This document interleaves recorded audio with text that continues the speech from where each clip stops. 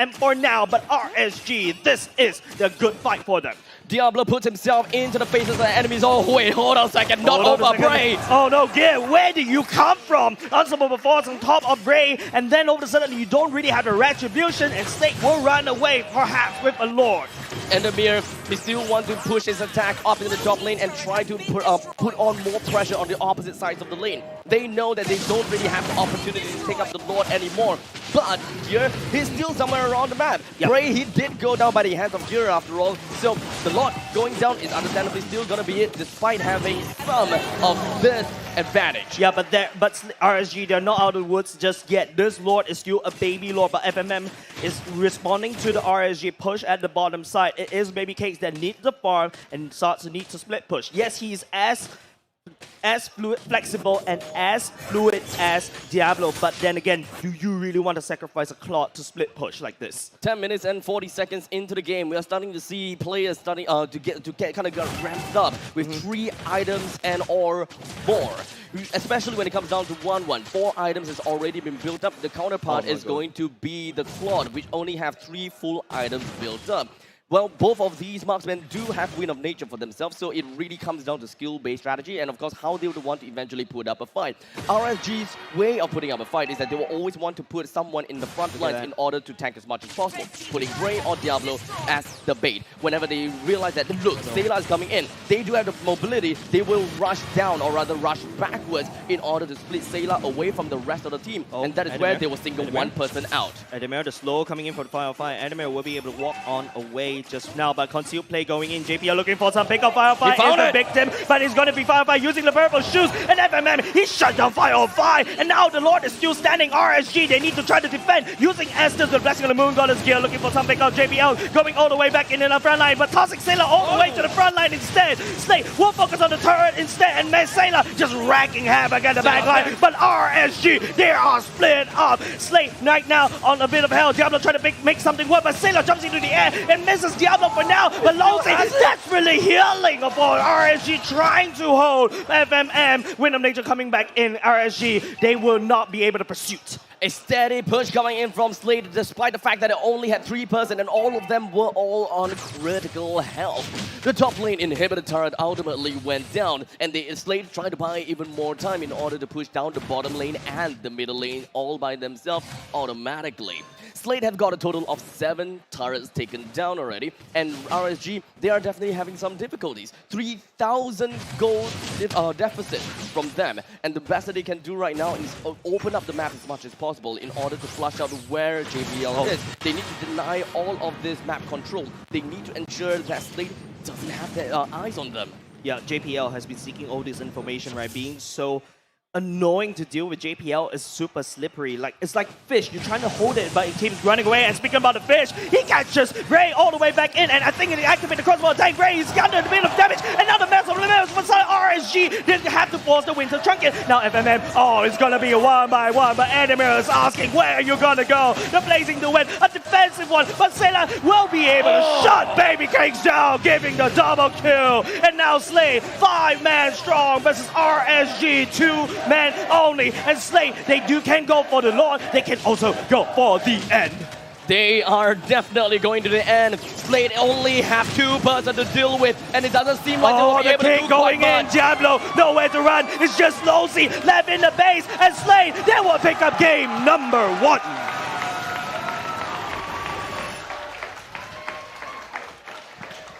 And an effective draft coming in from Youngin. Their different ideologies came up on top of one another, perhaps even making full use of each other's weaknesses.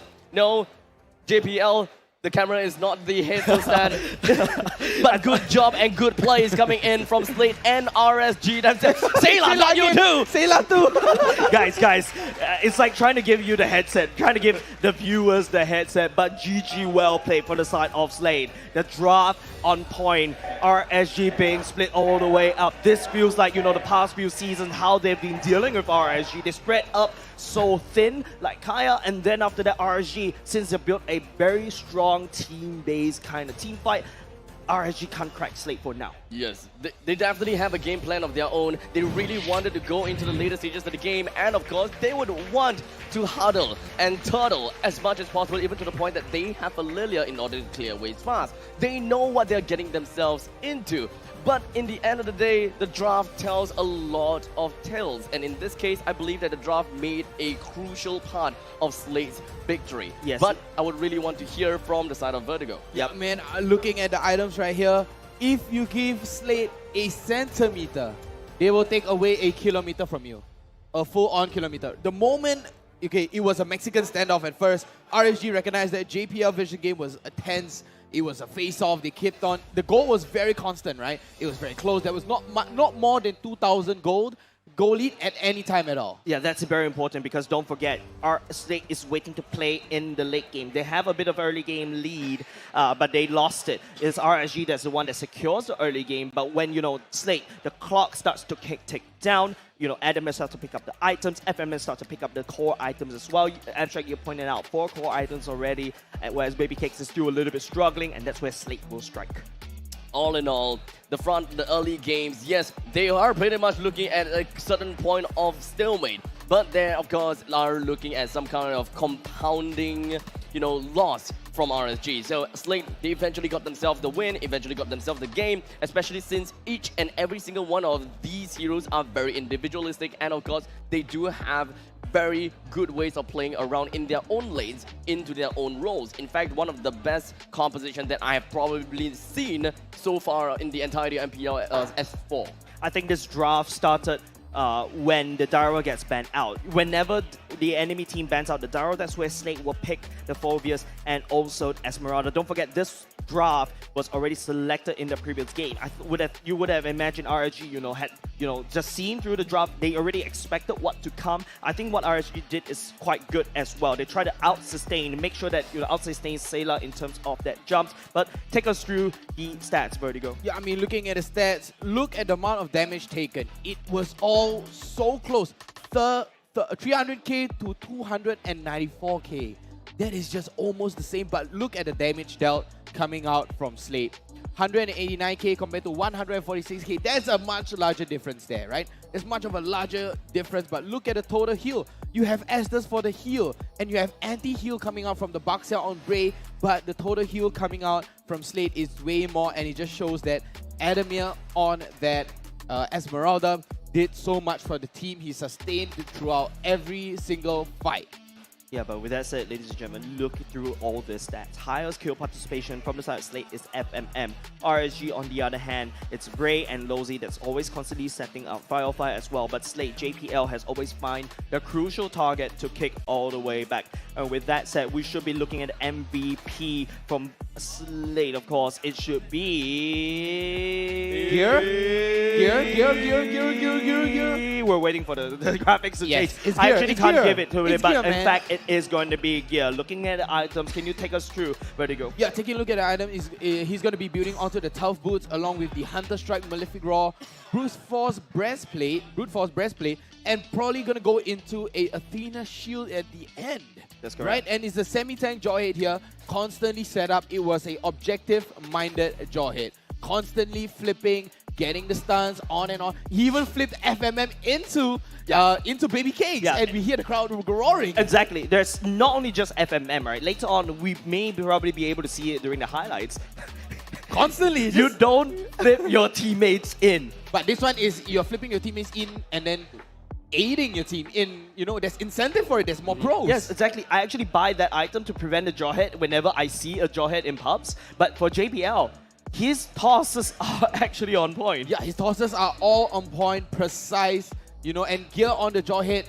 Keep on tossing, and JPL with Way of the Dragon constantly catching out 505, catching out Bray at the most precise timing ever. Taking a look at the map, perfect follow-up coming up from Slate. Definitely. And with that said, we should be going to the highlights in less than 10 seconds. But of course, the most important thing that we would like to point out during the highlights later is how Slate was able to crack RSG in terms of this wombo combo. Abstract, take us through. Now, when it comes down to the entirety of this game, we, of course, have managed to observe the FMM have constantly been able to pull off the crossbow attack. Because, well, yes, it is going to be total composition, but that also means that the side of RSG, they don't really have a lot of answers for the frontliners, especially since Sayla is constantly getting the brunt of the action. He's always the one that is taking all of that attention. Just right from the start, right? RSG, they have an idea to isolate Sayla altogether. However, JPL, he is managed to intercept in between. Is not exactly able to put 505 to rest, but that is just but the starting of their game.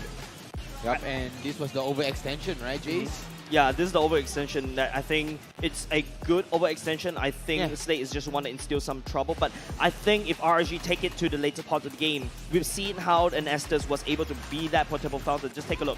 Every time we see these highlights come out, we always see FMM on that crossbow attack. Even after that nerf, he's still able to proc it off. Yep, constantly procking it out, and you can see here Baby K getting so much damage coming out from Sayla here.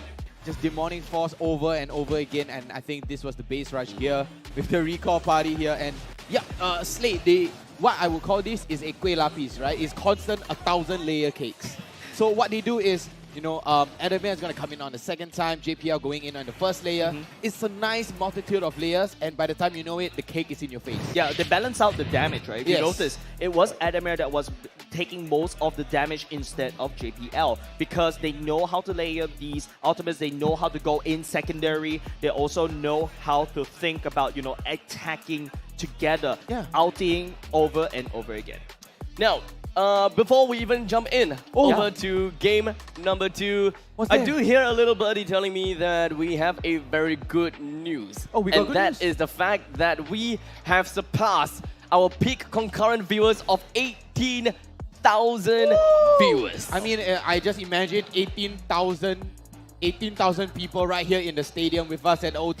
And you can imagine that, yes. Yeah, 18K, 1, 8, and 3 zeros, and we're going to be giving out free code. The first code will be out on the bottom of the screen right now. Please redeem that code, and I do not know what you're going to get, but if I can, I would open up my phone right now and redeem that code for myself.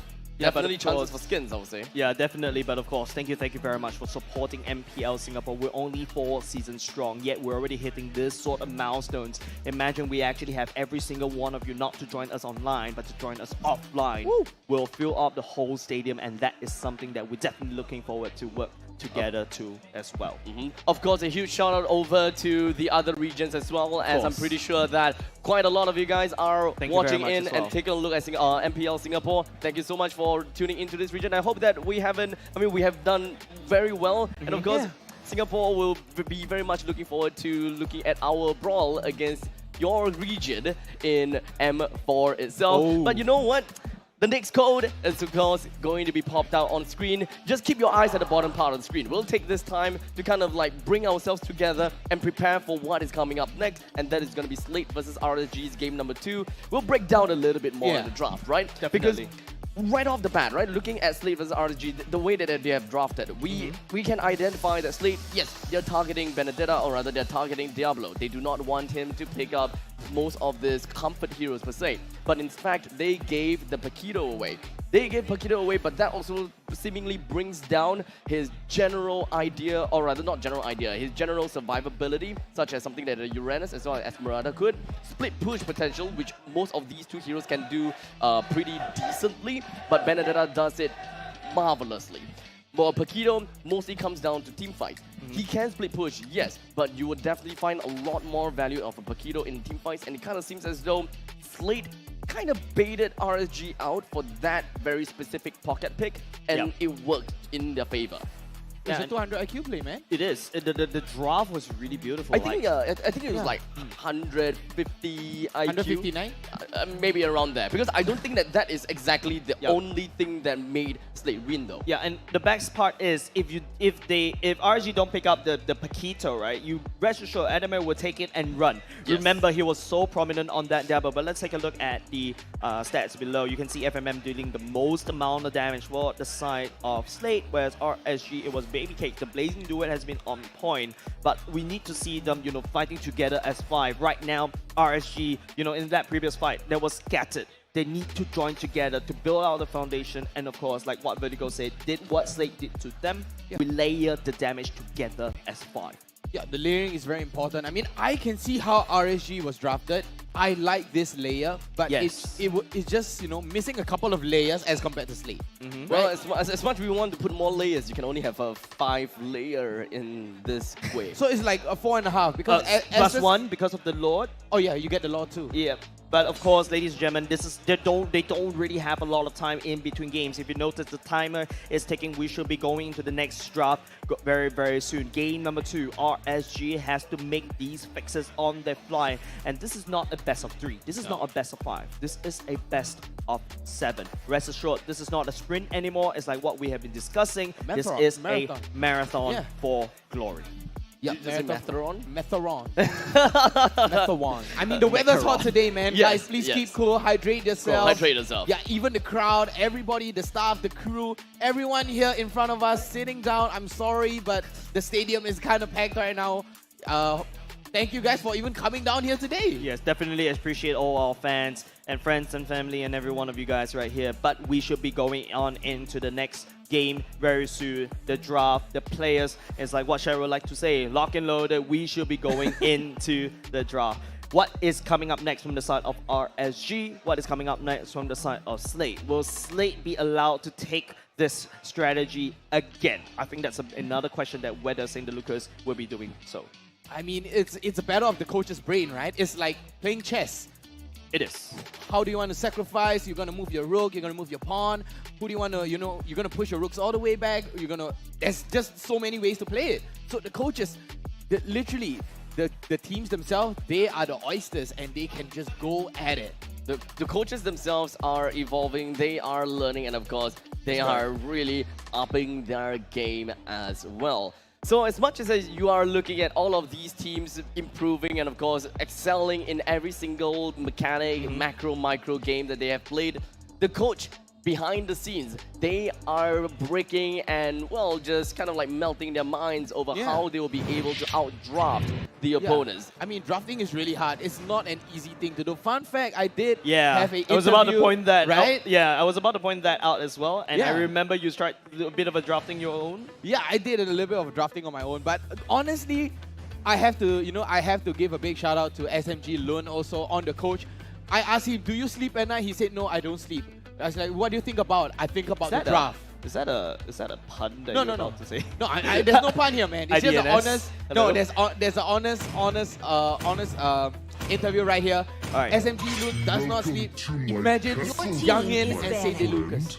Constant no sleep, heavy eye bags, constantly thinking about the draft, bringing their team to glory. And speaking about draft, Benedetta and the Grog is gonna get banned along with the Diggy. And this time, RSG recognized the damage coming out from FMM on that 1-1, taking it away. It is going to be tough because Slate has once again banned out that Benedetta. Diablo no longer have the opportunity to play the Benedetta, but he still have a couple of heroes that he is rather comfy with.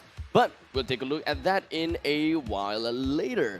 As we continue on to look at a Grok and 1-1 ban, this pretty much proves on to the fact that they do not want to see that because it's just purely and merely annoying. Lilia finally joined in to the Slate's banning pool, understandably, because Lilia is a very strong mid-hero, being able to clear waves effectively as well as roam pretty effectively as well. When it comes down to anyone that has being controlled, all of the glooms, it will disintegrate them almost instantaneously.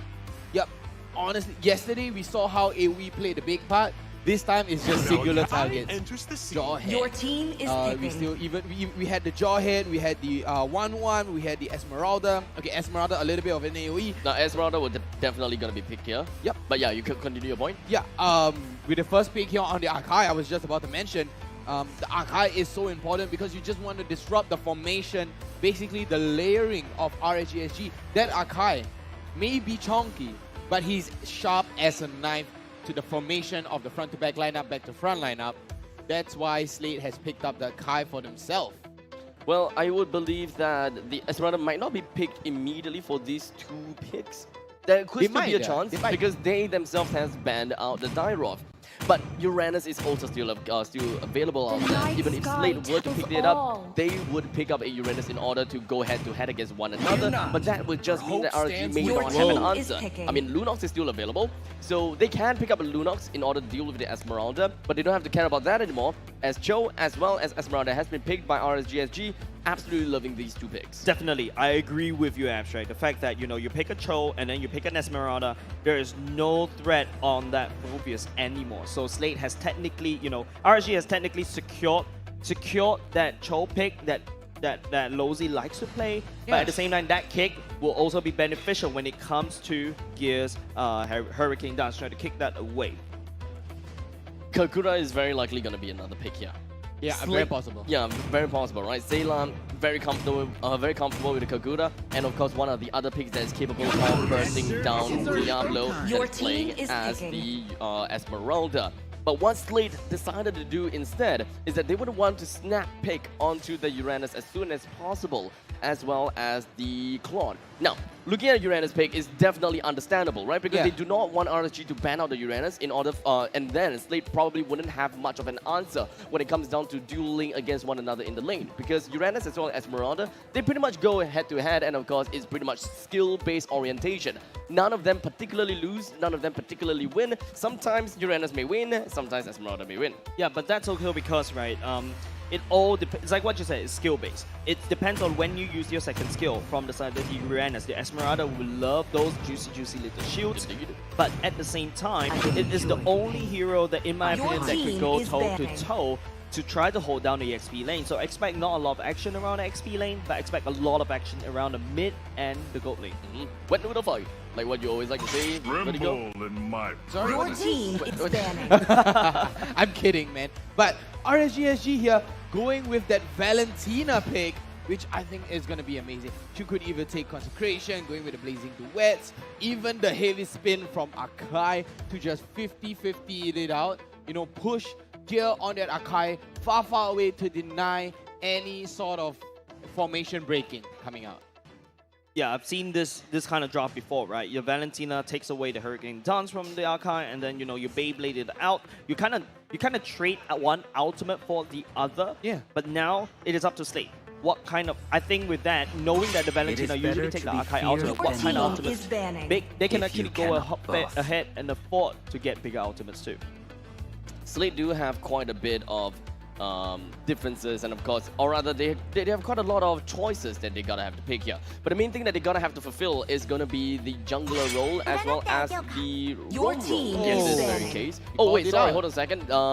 Jungler as well as their mage. Yeah. In this case, RSGSG has focused on to Sailor, giving him a lot of respect by banning the Furbius as well as Kagura. Both of these heroes have scored effectively against Slade's enemies. And now, with these two out of the picture, what exactly will Sailor go for now? I mean, the possibilities are endless right here. You have the Valentina, the Esmeralda, and the Cho. You do want a get out of jail free card, so I'm thinking a Julian mid would be really nice right now. Oh yeah, that is true. Right? A Oh, Julian right. mid would be great. A Julian mid, a Lunox mid, Yeah. and I know.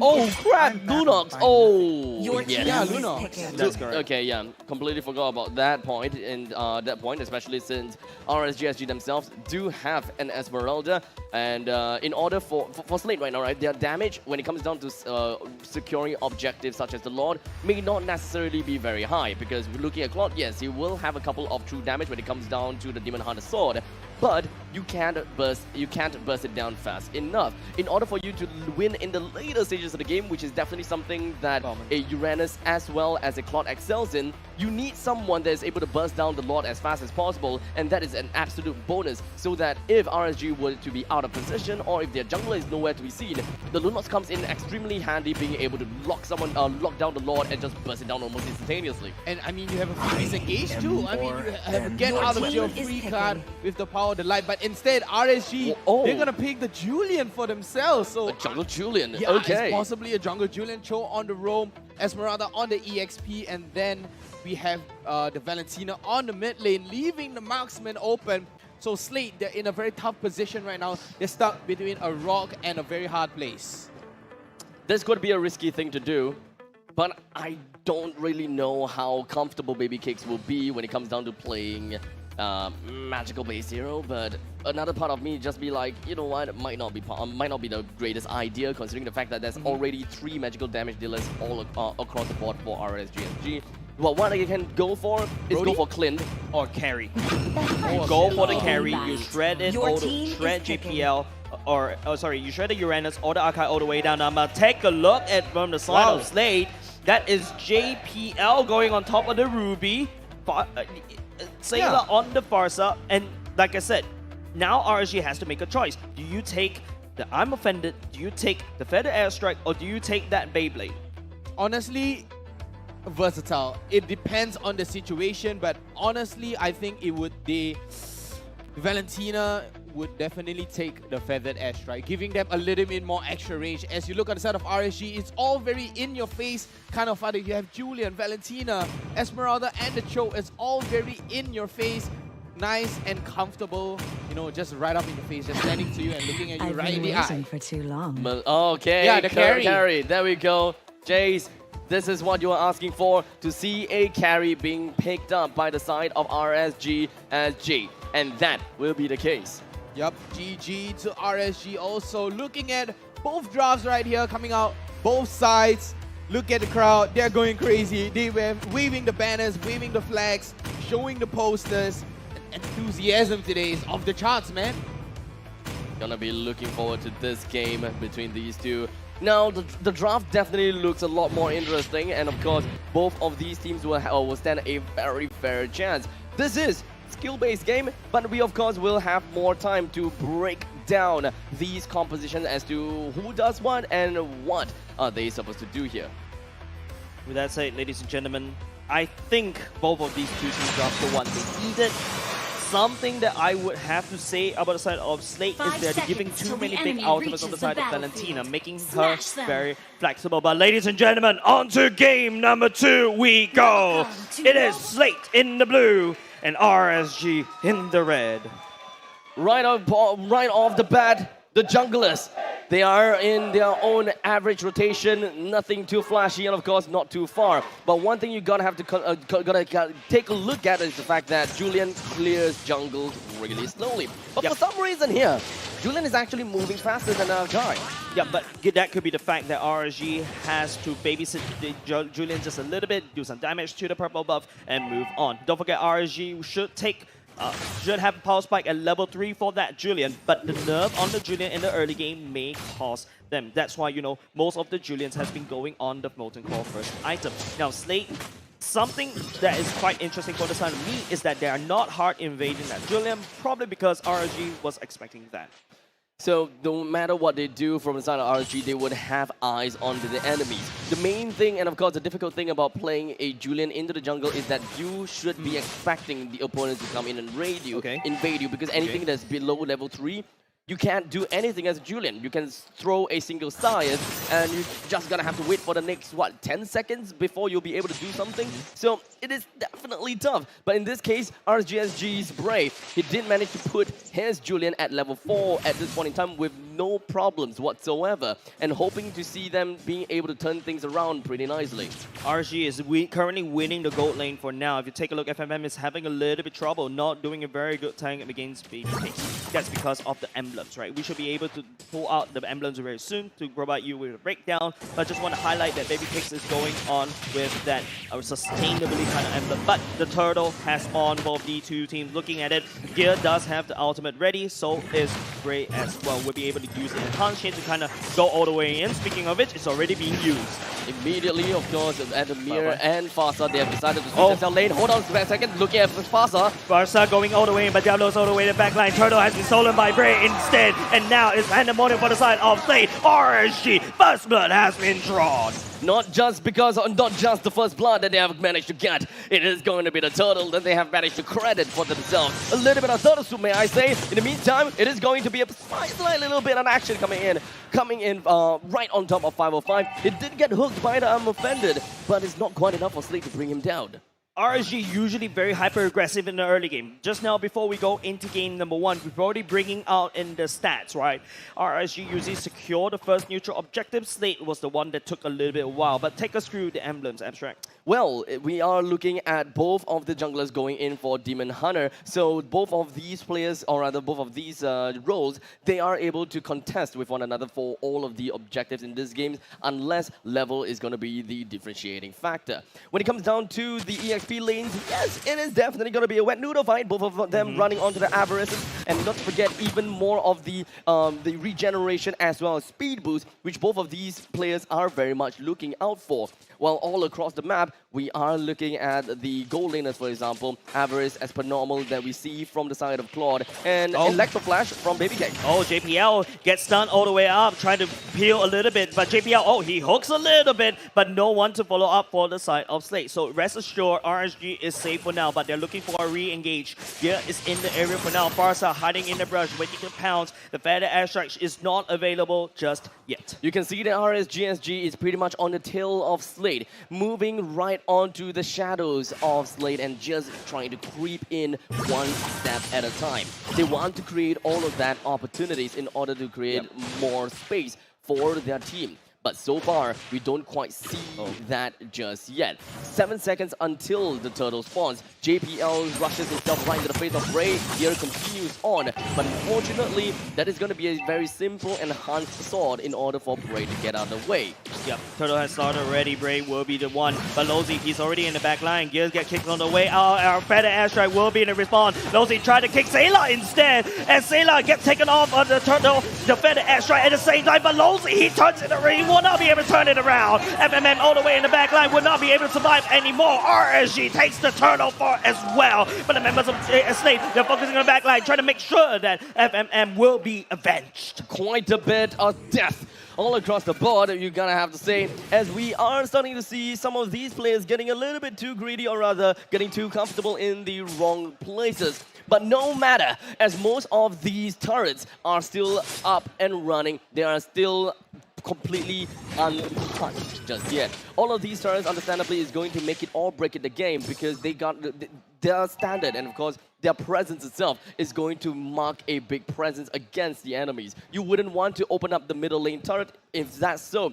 invasion into the jungle is going to be made super easy. If any of the side lane turrets is going to be taken down, the EXP laners will be freed. As long as they make a single push, they will be able to move themselves over to the rest of the objective, or even join in team fights. Yeah, I'm trying to take a look. It's already a lane swap happening. Lozy is already, but oh, it is going to be Baby Cakes on the top side. Adamir, he's not ready. A quick little buzz down, 3-man head on to that Uranus. Especially when he is very tanky, and of course he does have quite a bit of sustainability. As long as you bring him down, and of course once you have more numbers advantage on top of him, he's gonna go down pretty darn easily. Sayla with a preemptive strike coming in for the feathered airstrike, ought to bring down the creeps pretty darn fast, but not the ballista. Definitely something that he would want to focus on, but he missed that out. As such, RSGSG takes 1 point in turret. And not only just that, they're leading in the gold lead for now, taking 2 turtles and 1 turret. Even though the Slate has to forfeit the top side abstract, this is going to be a little bit dire for the side of Slate. RSG this time around looking on form. Still tough for both teams. Nothing is set in stone just yet. They still understand that the skills will be tilted anytime. The damage coming in from Bray as well as Baby Cakes are just through the roof. Bringing down the turtle, and of course getting themselves turtle soup is nothing but an easy pleasure for them. Yes, and not only just that, RSG, they're really ahead in this goal. But Lozy, oh no, he got stuck instead. No problem. 5 will respond in. Shunpo get on away. I believe that's also Flicker being used so that he could get on the way too. Right. Beyblades after Beyblades, you wouldn't want to see that, but 5-on-5 goes straight onto the defensive, ensuring that Lozy stays alive still. They need every single one of these players to be on their best form. Understandably, when it comes down to opening up the maps. 85 seconds until the Lord spawns. And Team Slate, as much as possible, they would Bottom want to lane. play into a team fight. And that is what RSG wouldn't want to do, as you can pretty much tell. Esmeralda is constantly going to be on the other side of the map. And once more information such as numbers disadvantage coming up, RSG will take a fight. Yeah, it's late right now, trying to buy some time. RSG is not going to give There them we go. time as well. They're focusing on the bottom lane instead. Brady is already on top of the turtle. It's going to be a knockup on two. Two-man. Slade, Belozy, make sure the members of Slade will not be able to tactically retreat. But Sailor is here for the feather airstrike to cover their retreat. And a double insurance when it comes down to Admir? the fact that oh wait, hold on a second, not over! Oh no, Anime, he's actually popped the consecration, but Sailor, wonderful cover in terms of the retreat. It's like Normandy. Top lane is pushed, bottom lane is pushed. RSGSG have got a great advantage when it comes down to the lane domination. Of course, wave managements are looking pretty darn good. Oh my God, Diablo could even put himself on top of Anime, which he will successfully be able to do so. RSG has finally got their mojo, and they're making sure that Slate has the arm's length in terms of their gold lead. RSG right here in the driver's seat once again. JPL will get knocked up gear. Knock up Lozy in the air for now, but Slade running around trying to pick up the scraps. They don't have enough gold to sustain. 2 turrets taken down in the top side. They have free reign and free real estate all across the vertical side, or rather the north and the western region of the Sanctum Island.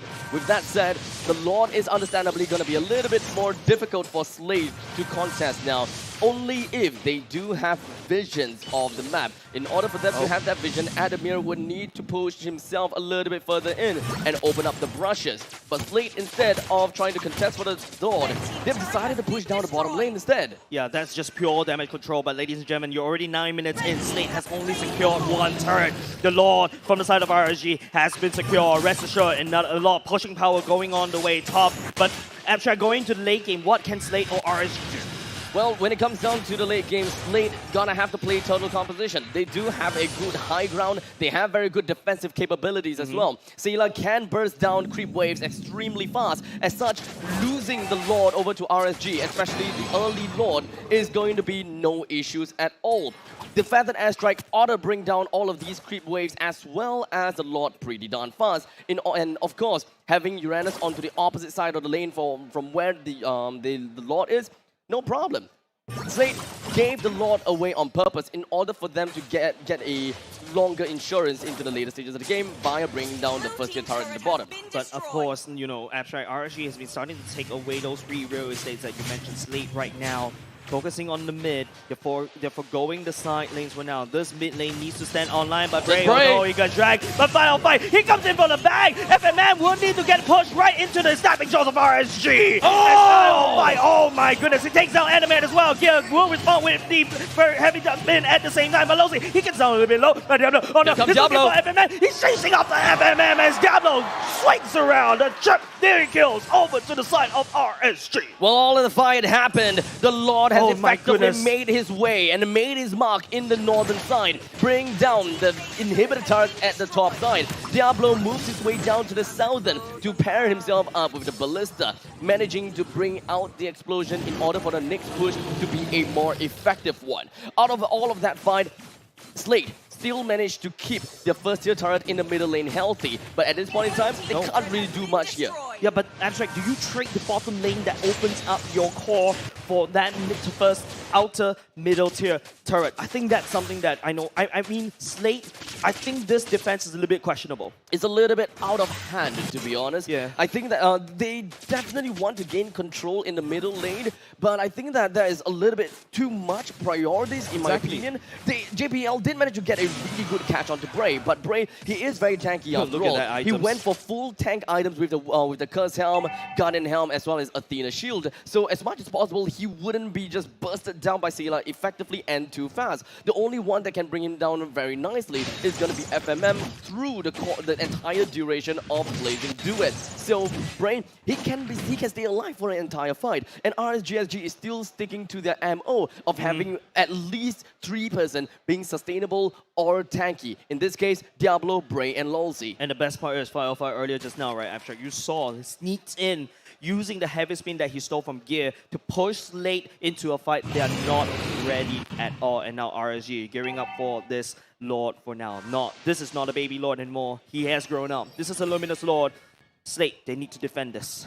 I highly doubt that Slade will be able to defend this I at don't all. think so too. Yes, it's pretty much gone out of hand. We're looking at a 7,000 gold deficit from Slade, and they don't have much of a contest for this Lord. Yes, Retribution may do something, however, we're looking at a 3-level difference. The Retribution will go down. As such, Slade will need to bring Bray down. But as you have saw, I'm offended onto Bray to drag him within and of course even behind the first tier defense turret with 2 other person just riding all of the abilities on him, and yet he's still not dead. So what exactly makes you think that you can contest the Lord against a full team of RSG and bring down Bray at the same time and bring down the Lord? Yeah, this is going to be a tough question for Slate to crack. And speaking about that question is encroaching in. RSG right here, gearing up on 3 lanes for now. Trying to split pros, trying to sync this up this wave. Slate has 2 turrets for them to defend, but the Lord is already stepping in. The middle lane will eventually move its way in. The Feather Airstrike used preemptively from Sela, so it would not be used to snipe out the back lines. But in the meantime, JPL, the hook, but the turret in the middle is already gone. The knockup coming out from RSG, a little bit too hard to handle. Slate, they're ready, push all the way in. RSG stampeding all across Slate's roster. 2-3 men left for the side of Slate, but that defense is not enough. RSG takes game number 2.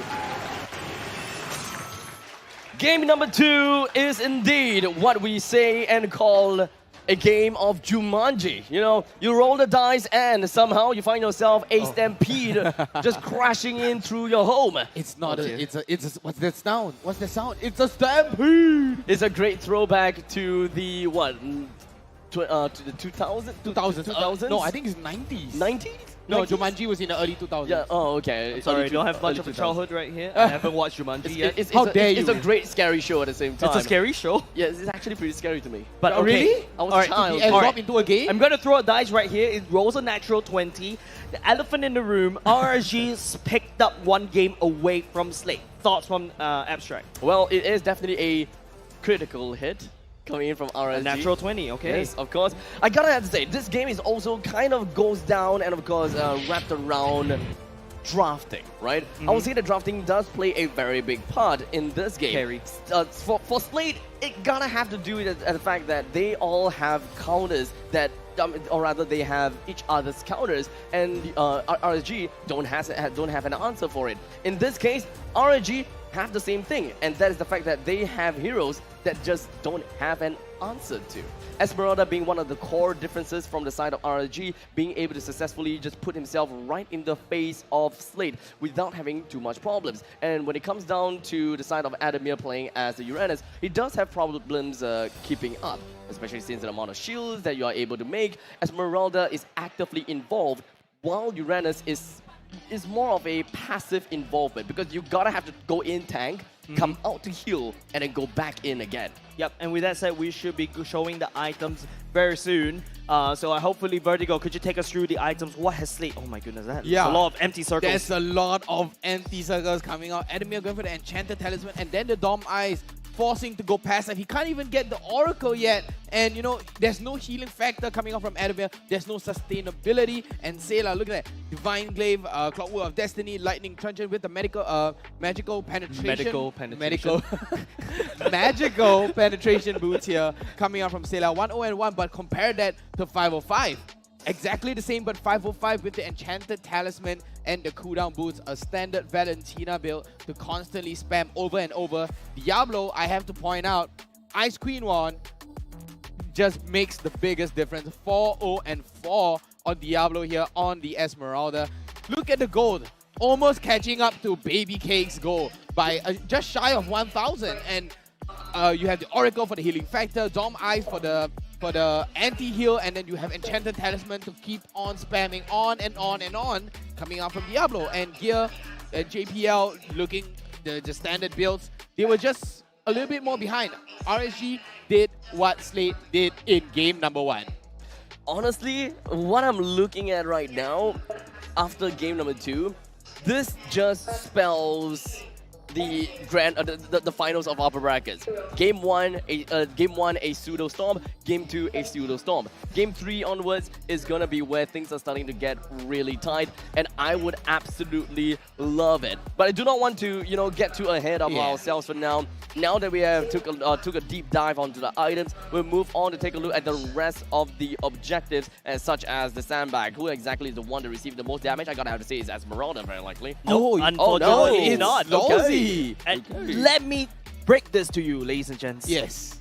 The most damage dealt is Diablo. Yeah. On the Esmeralda, 48,000. It's not baby cakes on the carry instead. Yep, it's not Baby Cakes, it's not Bray, it's not 505. It's Diablo on the Esmeralda. JPL. Because, no. Oh, it's JPL. Okay, JPL is the JPL. Pokemon one. Okay, Yeah, all right, there we all go, right. there we go. I don't know what's going on, but JPL. okay, This okay. makes more sense. But JPL has snuck in as the Popo and Koopa through 5-man. He had hit With a conceal. 105% kill participation. Yeah. And now he's sneaking into RSG stats. Go away, JPL. Go away. Enough. Sneaking He's always in. sneaking into stuff. Every stat he can sneak into, right. he will sneak into. All right, jokes aside, let's take a look at still Diablo Yeah. maintaining the most damage dealt. What? Diablo, the highest stats here on the damage. Do you know why? Why is the answer to this? Because he can sustain during all these team fight, dishing out the damage, constantly healing out with the first skill, second skill, and then just cutting shield over and over again. That's why you get a nice 48k on the tag. Well, technically speaking, we can pretty much say that Diablo stacks out all his damage, and it pretty much compounded because he's constantly in action, constantly looking at people. It may be the Uranus or it could be someone else. And But with it that, and with that said, let's take a look at MVP. Diablo? Of course, Diablo. Yes. Crazy amount of kill participation, crazy amount of damage, crazy amount of KDA as well. 4 or 4. Not Death 505. It's not found. Yeah, death is not 505, but it's 404 on the KDA here with 747 gold per minute and 80% kill participation here. Even using the cooldown emblem, so you have a little bit more sustainability. You just go for the tough boots instead, and more money every 10 gold refreshed at 5 seconds. Yeah, and I like the build right here, right? With Yes. the Ice Queen 1, right? Yeah. The problem about Esmeralda is that you can't really stick onto someone like what a Uranus does. The Yeah. Ionic Blades actually slow you down. But with the help of this Ice Queen 1, you kind of become that Uranus. The Esmeralda is the Uranus this time. So instead of healing, she dish out the damage and heal herself. Is a counterpart of Uranus. Yep. You make yourself more. You just deal more damage. Effectively. We don't. I want to talk more insights about getting the Ice Queen wand, but honestly, I can't because whatever that it is Ice Queen wand. Ice You cream. know them. Ice cream. No, Yes. ice cream one. I think it's pretty hot right here. I need an ice cream. That's why too. we need an ice cream. But speaking about something that's really sizzling hot, we Oh. gotta break down on the highlights. What actually went right for RSG? What went wrong for Slate Abstract? Well, when it comes down to what went right for RSG, it's more of the fact that they managed to find the small little mistakes that that Slate has done. It's not necessarily the fact that they are overpowering, it is just those small little micro decisions, and it's all about their muscle memory as well. It is all just based on the fact that, I want to do this and this is my best play. They go ahead with it and they are confident with what they do. Yep. Well, for Slate, at this point in time, 10 minutes into the game, we are already looking at a severe amount of gold deficit. So even when JPL went in for the I'm Offended onto Bray, it was great that they eventually brought him down, but at quite a heavy cost. They were hoping to go for some value trades, bring him down immediately, and then move on back. But they could not be able, they were unable to estimate just how tanky he is until that battle. That is the point where JPL and friends realized that, you know what, we don't have a lot of damage, we're gonna have to try it ourselves to turtle as much as possible and not go for initiations. And that is when RSG knew and realized, yes, they're playing turtle style, they're playing passive, we just go in guns blazing. Yeah, and I think remember Vertigo, you mentioned that earlier just now. The Yeah. way that Slate was able to climb up in game number 1 is the fact that they maintained that 2k gold lead gap. Always. They tried their best to make sure that they're around 2k, they farm up, they turtle up just a little bit, but just now, it's just the fact that RSG just went crazy. I think there's a period of time that's like 4k gold lead, Yeah, and that's where 4K. I'm like, oh no, that's a lot of trouble. Yep, RSG, they're just going to run away with that lead further and further away, just like how Slate did in game number 1. Game is definitely close, but of course, next game will put another team on a, well, one up. of everyone else. But you know what? Speaking of one-up, perhaps you can one-up all your other friends who plays MLBB because maybe they don't have the Frank by OCBC debit card. As you can see right in front of us, we have 5 of these designs, and you will be able to snag one of these 5 for yourself. Why snag one when you can snag two? Slap him for me. Why are you stealing the cards away? I can't even use this. Of course, which you can flaunt them, you can one-up your friends. You show that you're not only just a skinner in game, you can also show that you're a skinner in real life too. And not only just that, from now to, well, 9th of October, which is, I think it's today, sign up for a Frank X MLBB debit card online, choose one of 5 limited editions. MLBB card design, plus be the first of 275. Thank you for returning. 275 eligible application to get a surprise MLBB Epic Skin redemption code worth of $25 when you apply and spend at least $200 with your Frank debit card. Yeah, so I mean, you spend $200 and you're getting a $25 worth also. So you have, so the total value is $225, and you know you get a free $25 skin. Yeah, look, you're gonna spend your money anyways because Yeah, it's in might the as well bank, get a right? free Might skin. as well you get some rebate. So thank you very much, Frank by OCBC, for supporting us in MPL Singapore Season 4 as well. Yeah, if you want to support us even more by, you want to support OCBC more, you can just head down to the booth here at our Tampines Hub. They have a nice booth and a very tempting Wheel of Fortune that I want to spin. I just spin it for fun. Okay, let us go and spin it while we go on a short break, all right? Yep. We will go on for a short break, and 10 minutes in, we are just going to be back. So don't worry, we'll be right We'll back. spin for 10 minutes. Yeah, let's Spin, go spin, spin. Yeah. Go, go.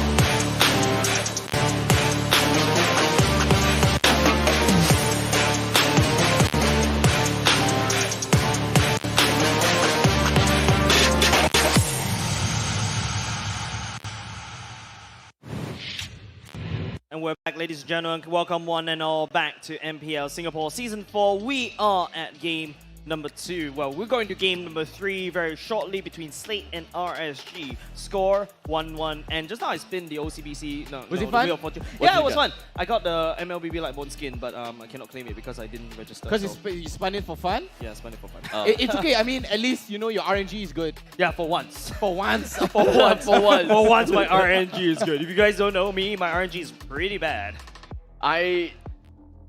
My RNG is pretty bad as well. Oh no, what about you, Vertigo? I have amazing RNG. They call Yeah, it RNG. yes. I remember that one Kimi pick. I remember that. That was not RNG. That Oh was no, a that was predicted that guess. was RNG. That was was pure RNG. Oh, wait, who predicted Evo to be top 3? You. RNG. No, But it's not anyways, we're going to go in 40 seconds to that draft. Slate has something to prove. RSG right now, they have to maintain that momentum. What is Slate going to do, Abstract and Vertigo? Well, when it comes down to the drafting stage, we have consistently seen that Vendetta has been the core ban from Slate. And as for the side of our friends here in RSG, they have been relatively, flexible when it comes down to the bans, but most of the time they have been banning out Diggy as well as Dyrov. They definitely do not want to see more of these two heroes. In fact, Diggy may actually be a consistent ban coming in from RSG. It could be a setup for later games whereby they start to pick up Atlas for themselves, especially since that we know Lolsey is pretty darn good when it comes down to using his Atlas. We haven't yet seen his Franco in play just yet. The problem when it comes down to Franco is that even as good as he is, there could still be a lot of risks involved because the entire team would have to play around the hooks. And as a Franco, you don't really have the luxury of being able to punish people whenever you go into a brush alone. Yes, you can go straight in for the bloody hunt or you can go in for a point-blank hook. But sometimes it's not exactly the answer that you want because it's not necessarily a damage skill or a slow skill. It is more of a utility skill that really buys time for your team. And by the time that your bloody hunt is about to be over, your mage may have just...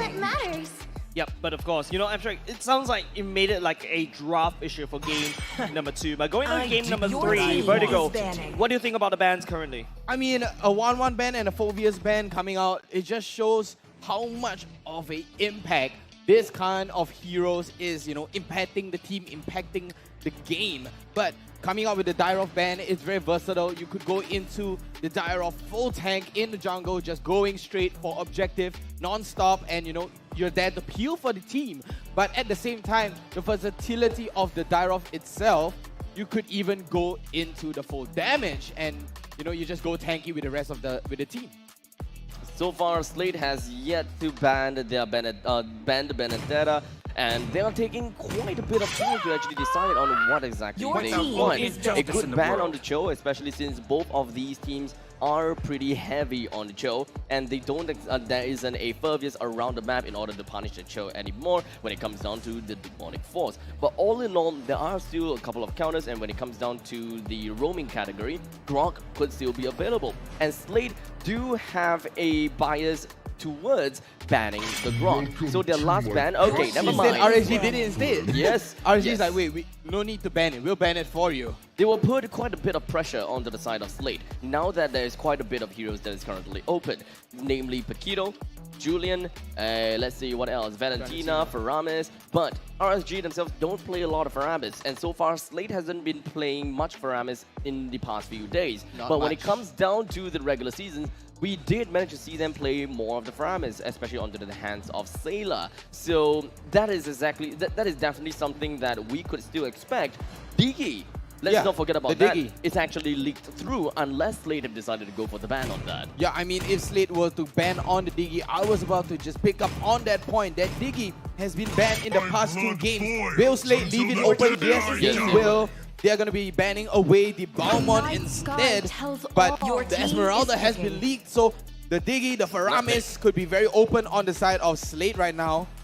It makes sense. It made a lot of sense. RSGSG has constantly been banning out their Dyrov and they are always making way for the Esmeralda. Unless Slate themselves had decided to go for a ban onto Esmeralda, that will mean that they will have the opportunity to play more into the Benedetta or perhaps even into the Uranus. And I would believe that very likely Diablo will play more into the side of Uranus in order to be more tanky in the front lines for this for RSG, depending on what kind of gameplay that they're trying to go for.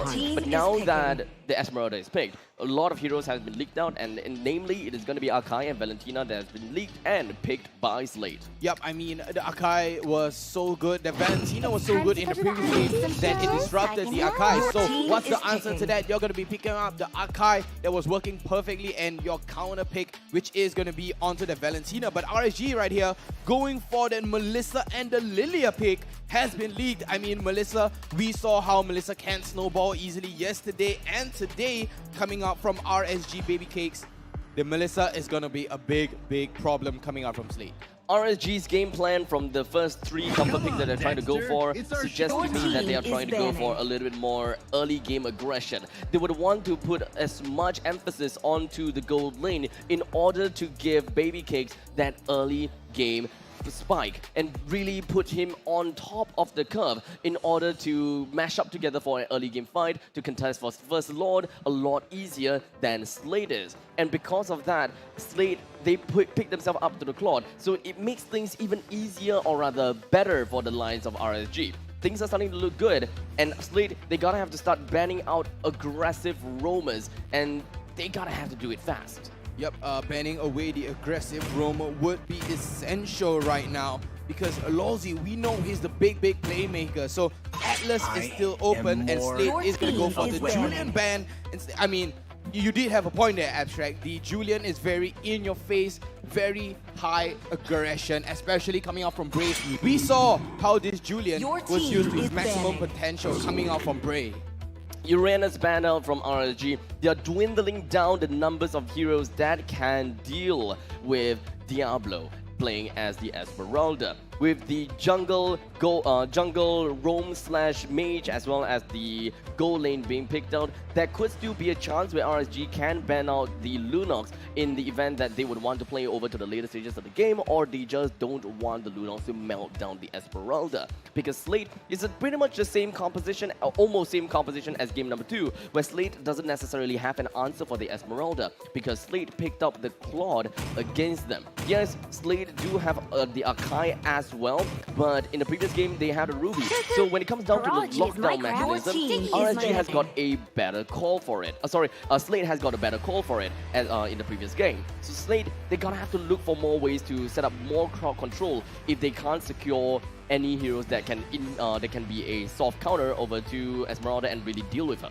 Yeah, I mean, the only way to counter that Esmeralda could be to just simply burst that Esmeralda down, or a big AoE stun or heavy CCs, or right here, just like what Slate has been picking up onto the Akai, zoning pulls coming out. And the last ban coming out, is going to be that Atlas, because that Digi ban could signify that Slate wants to pick up onto that Atlas, so RSG is forced to respond by picking up that banning away that Atlas instead.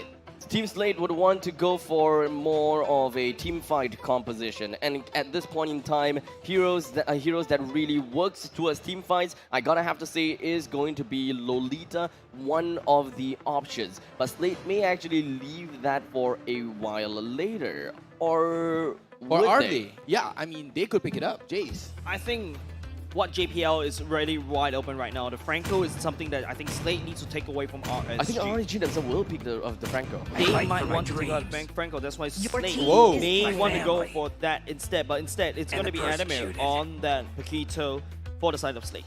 So long as I can breathe, Paquito onto Adamir, leaving the last slot on the side of Slate for the tank, or even possibly could be the Akai on JPL. Looking at as much options as possible. As RNG, all they gotta have to look out for is a jungler and a roamer. I've tried to pretty much identify that an aggressive roamer is pretty much important for RSG. I don't think that Barat's Actually, it Yeah. might be. Yeah, it might could be a Right, good, it's good. a Barats can work. And Yeah. on top of that, I think for Barats to make it more Let's effective, settle we need things something to down. sustain our Yeah, team more Karina, like a Franco. Karina Your tank team is and a open. Franco pick. RSG, ladies and gents, they are going fishing. Well, looks like we pretty much got the hit it right on the money, right? Having the having Lolsey onto the Franco, being aggressive as much as possible, especially since the synergy between a Franco as well as a Lilia is pretty much very important. Once you get a single person onto the bloody hunt, you can pretty much be expecting that anyone being hooked down will be melted down by all of the glues. As such, Slate, they gotta have to respond. With the final robot that they gotta have to look out for, is it someone that is able to resist all of that crowd control? Is it something that they gotta have to work with when it comes down to opening up brushes, soft support, hard support? Very likely. I'm bound by nothing. Oh, yeah, Your it's an head Arkai might- tank. Yeah, it's an Arkai tank. Arkai tank. Yeah, Oh, called wow. it, called Okay. it, called it. Okay. Yeah, the Arkai tank and the Gusion on gear. The after the rework. Yeah, you can hear the crowd going wild here for Slade. And all the way on the other side, also for RSG fans here, going crazy. Guys, the draft is ready. 1-to-1 RSG, SG, and up against Slade right now.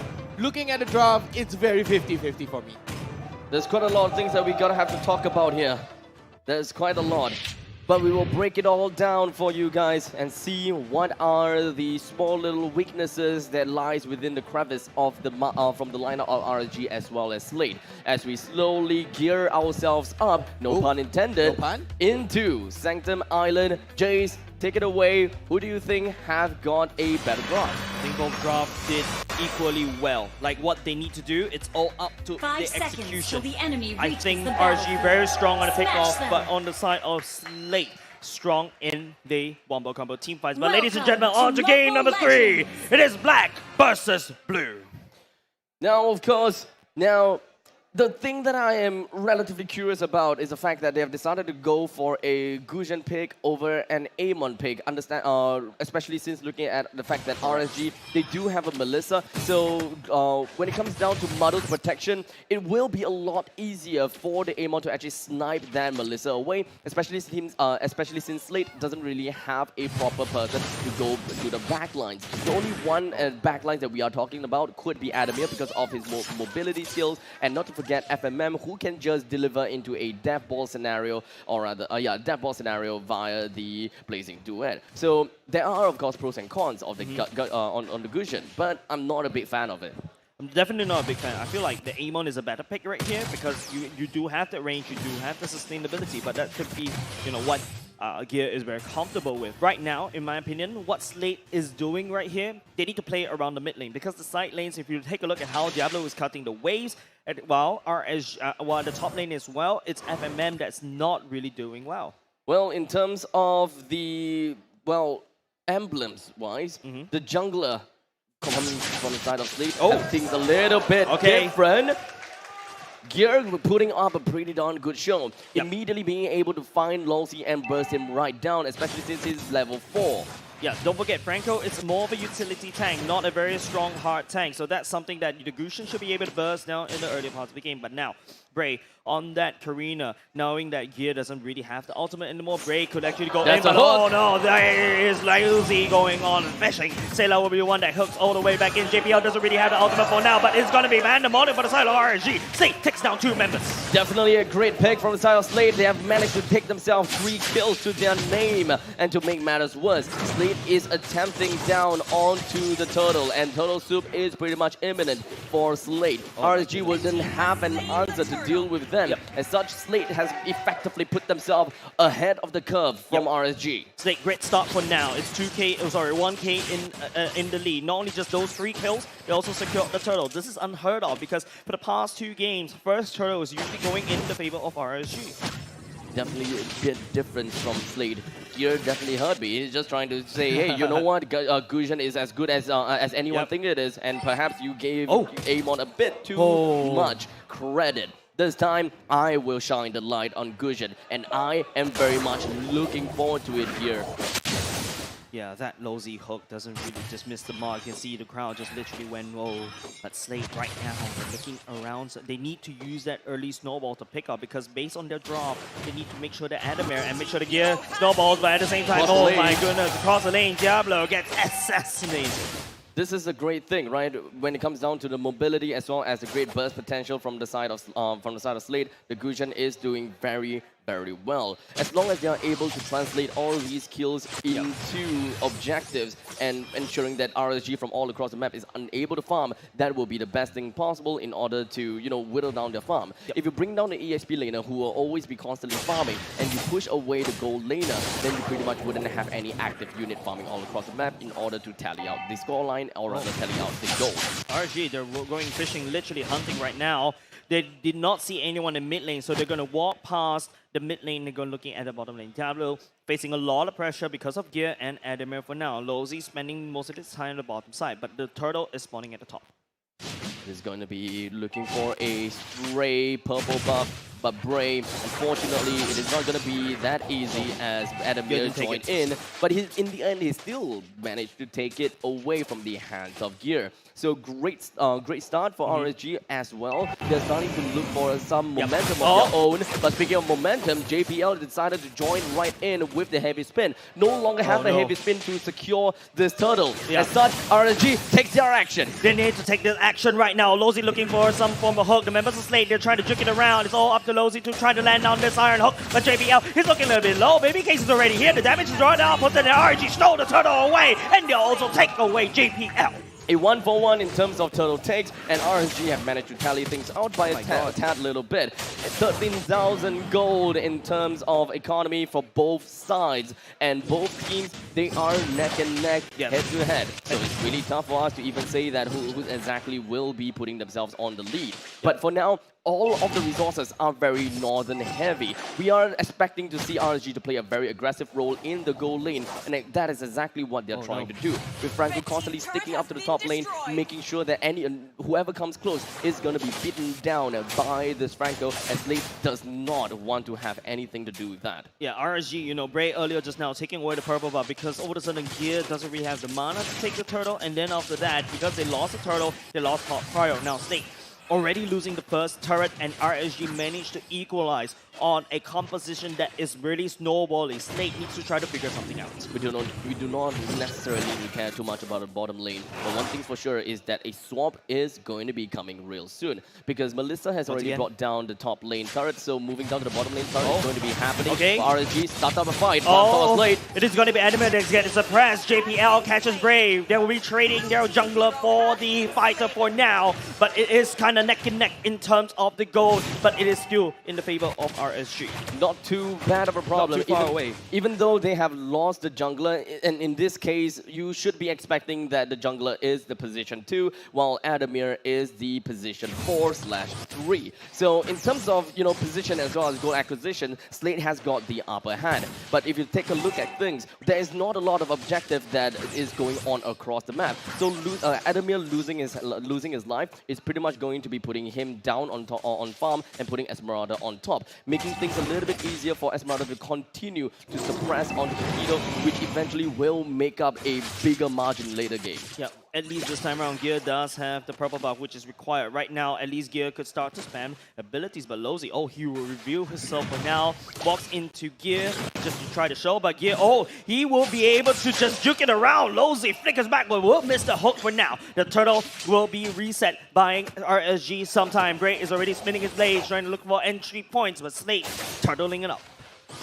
We were pretty much expecting to see that Melissa will swap his lanes over to the bottom lane, but he really wants to be active. It kind of seems as though RNG has changed their playstyle a little bit. They would want to have their marksmen to be in part of the action and try to have a 5 versus 5 fight in order to get more value ahead of Slate. They are starting to play a lot more cautious, and they are not trying to thin out their forces as much as possible. As such, you can pretty much see Slate is going to have a problem here because JPL doesn't have a lot of help to it is going to be Gear that gets dragged right underneath RNG. And Slate right now, not only just that, JPL has been found by Bray, charging it all the way up. 3 members around, and RSG will try to respond. Iron Hook will not be able to connect on JPL. FMM comes in with Blazing Duet. But he takes a bit of the damage, but it's not enough because BMI will be able to jump all the way back. Baby Cakes will push on the pressure at the top side.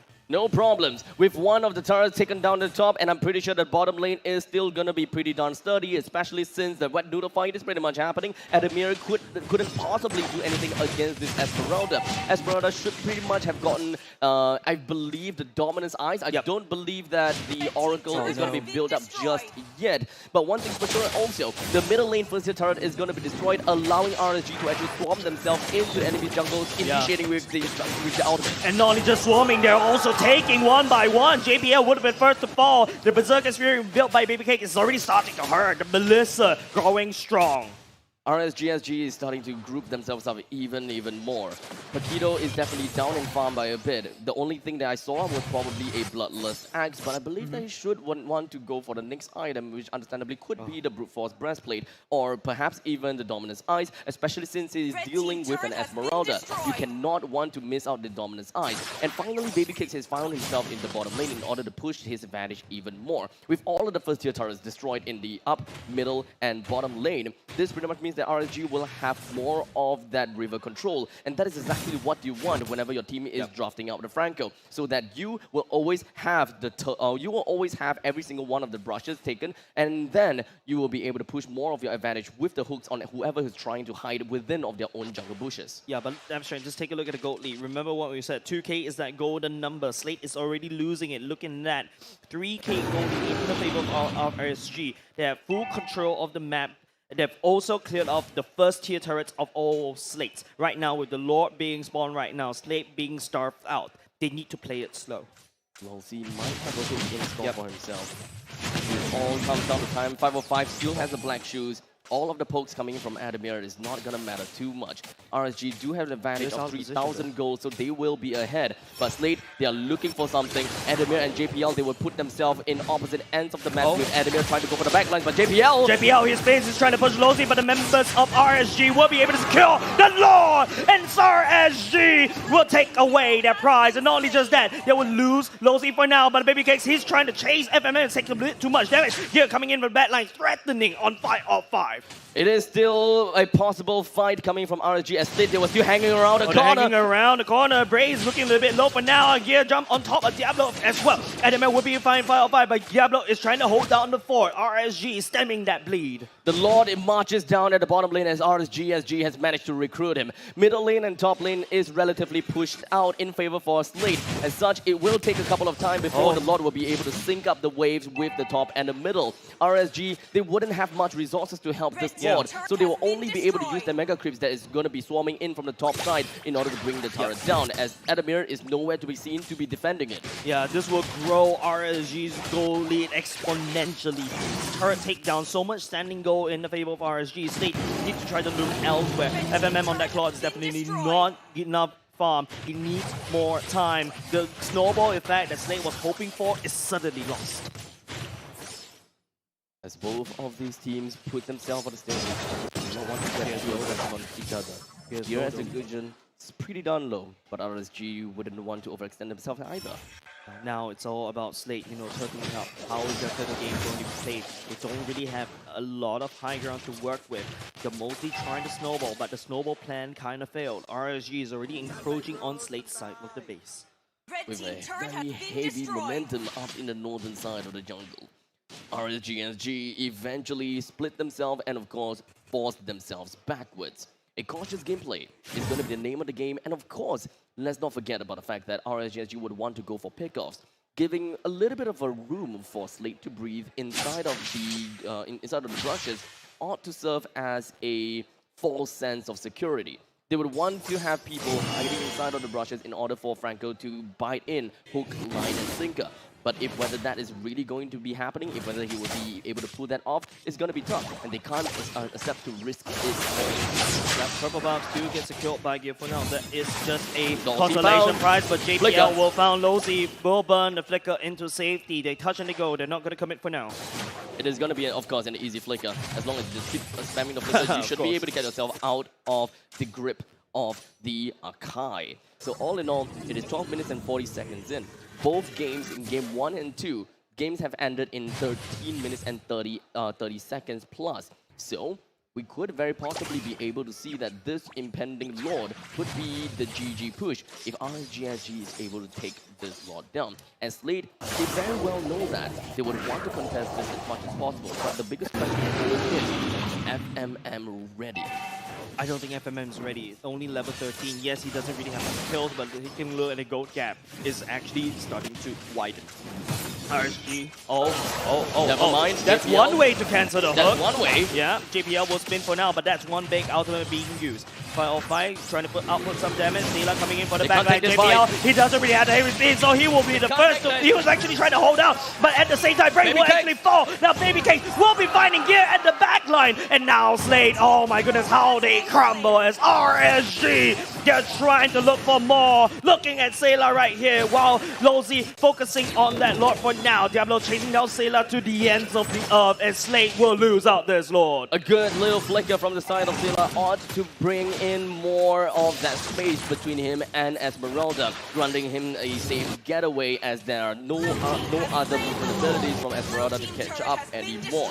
But all of that is all encompasses over to the fact that RSGSG laid down a fantabulous hook sound on fantabulous hook onto JPL that forced JPL to actually go for the heavy spin. And because of the fact that heavy spin is such a monumental ultimate that could sway the tides of the battle, having that out of the way is going to be a sign of relief for RSG, and they can be more aggressive and they can't be punished by anything else anymore. Yeah, I like the fact that once JPL burned the heavy spin, RSG is like, no, we're going to go all the way, and this time out the Lord is going to charge all the way, and it's going to hurt. You notice the all 5 members focusing on the Lord right now. Pretty much good defense, but what about the second wave? Because these are super minions marching in. It's all about the second waves that will come in.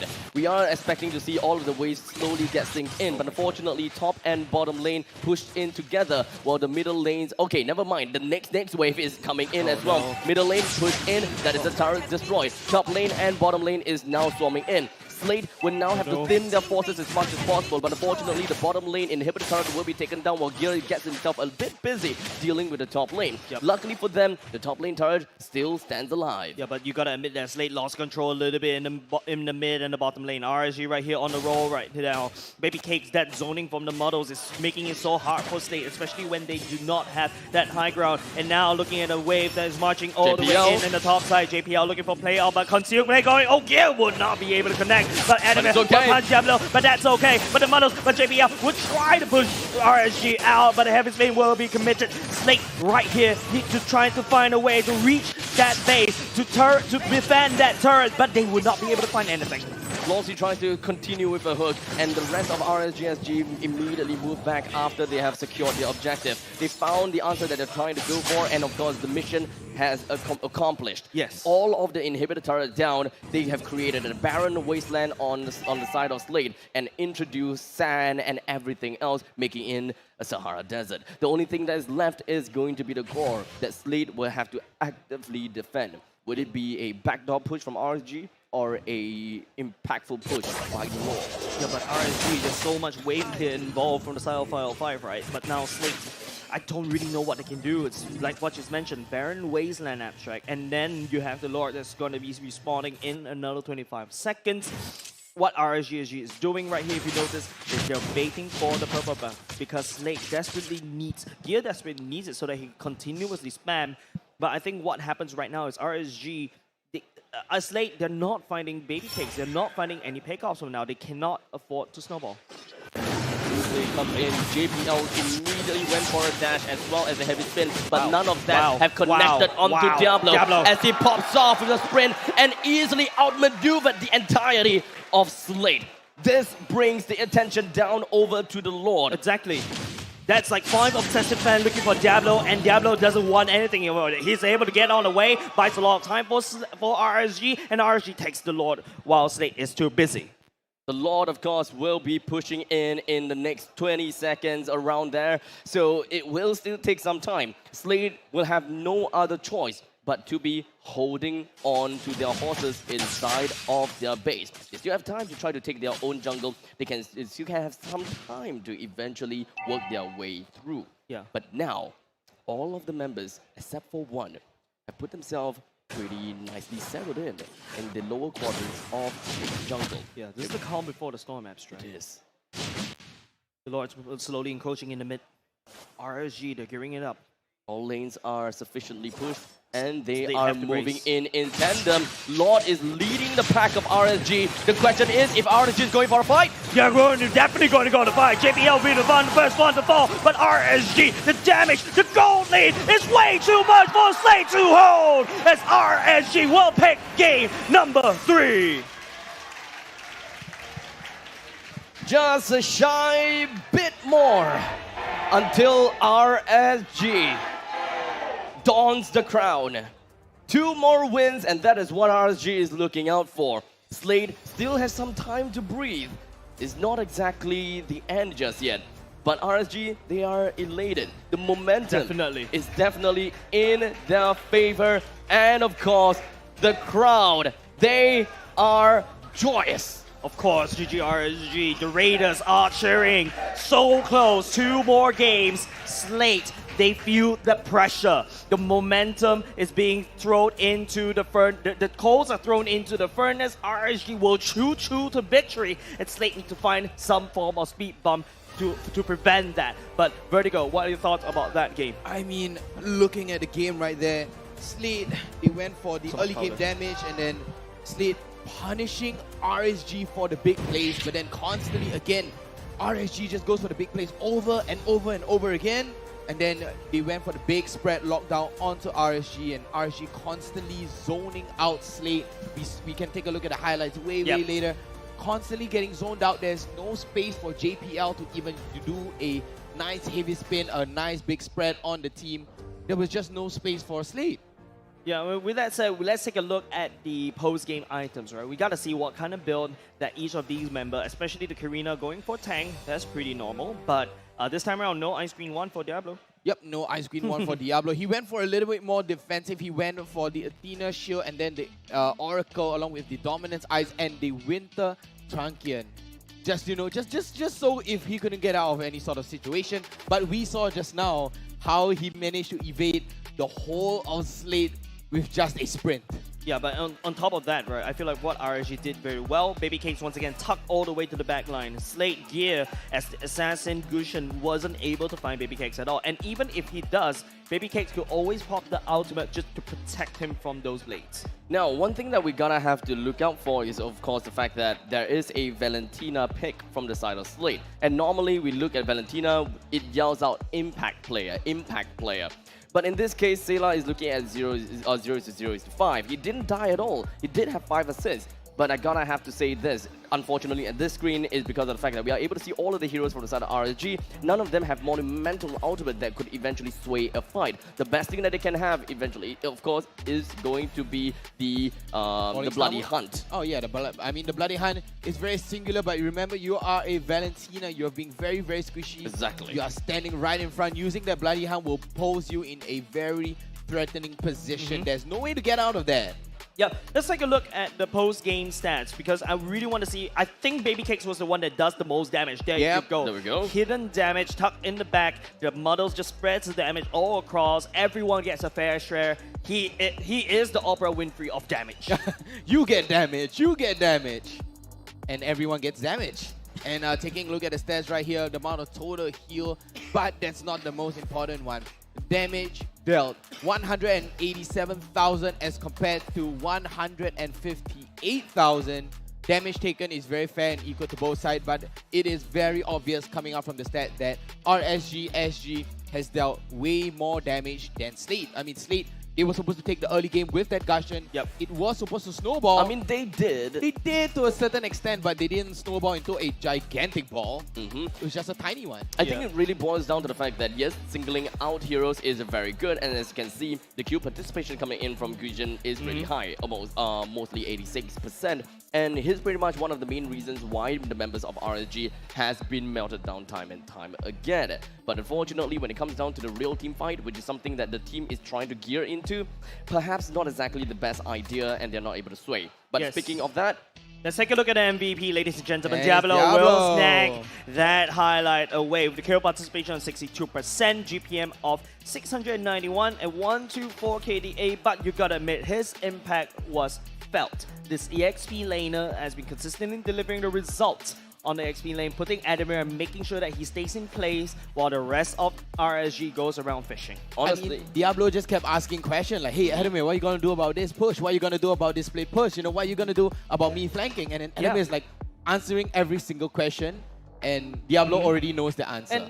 And there's also another thing, right? If you notice, during the start of the game, even like the first minute mark, Diablo has already been cutting waves against a Paquito. Yes, that is, against Paquito. that is definitely something that you would want to do when it comes down to that. When Esmeralda is pretty much unbeatable when it comes down to the lanes, sometimes you will want to understand if whether you will want to cut the lanes or do you want to fight face to face with your opponents. In this case, when it comes down to Paquito, you gotta have to say that there is definitely skill base involved.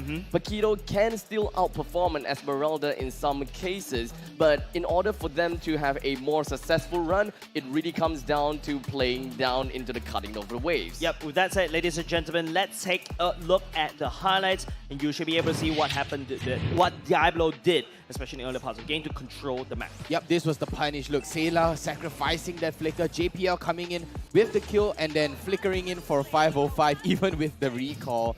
And it was just constantly punishing and punishing and punishing. And look, Adamir with the big engage right there, but it's a 1-for-1 trade. You get Bray, instead you're going to get Adamir. It was a very fair trade. It looked to be onto Slate side, but if you take a look on the goal right here, it is all towards RSG, and Gear just gets demolished after the turtle fight. There's also another tipping point that what Bray did, right? Once you take away the purple buff from Gushin, the Gushin doesn't really have any much of kill pressure because he does spend a lot on mana and also relies on that cooldown.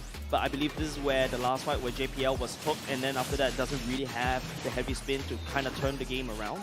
You notice how in most of these team fights, Baby Cake's positioning is, of course, paramount. He doesn't really have to play in the middle of the fight, but he chooses to play in the middle of the middle of the fight because the opponents, they have got no answers for what Baby Cakes is offering. The only thing that they can do is try to throw FMM into the back lines and use his Blazing Duet. But all Melissa gotta have to do is just pop the Wind of Nature, and that answers all of their problems. Yep. So this really boils down to the Gushin versus Amon capability, right?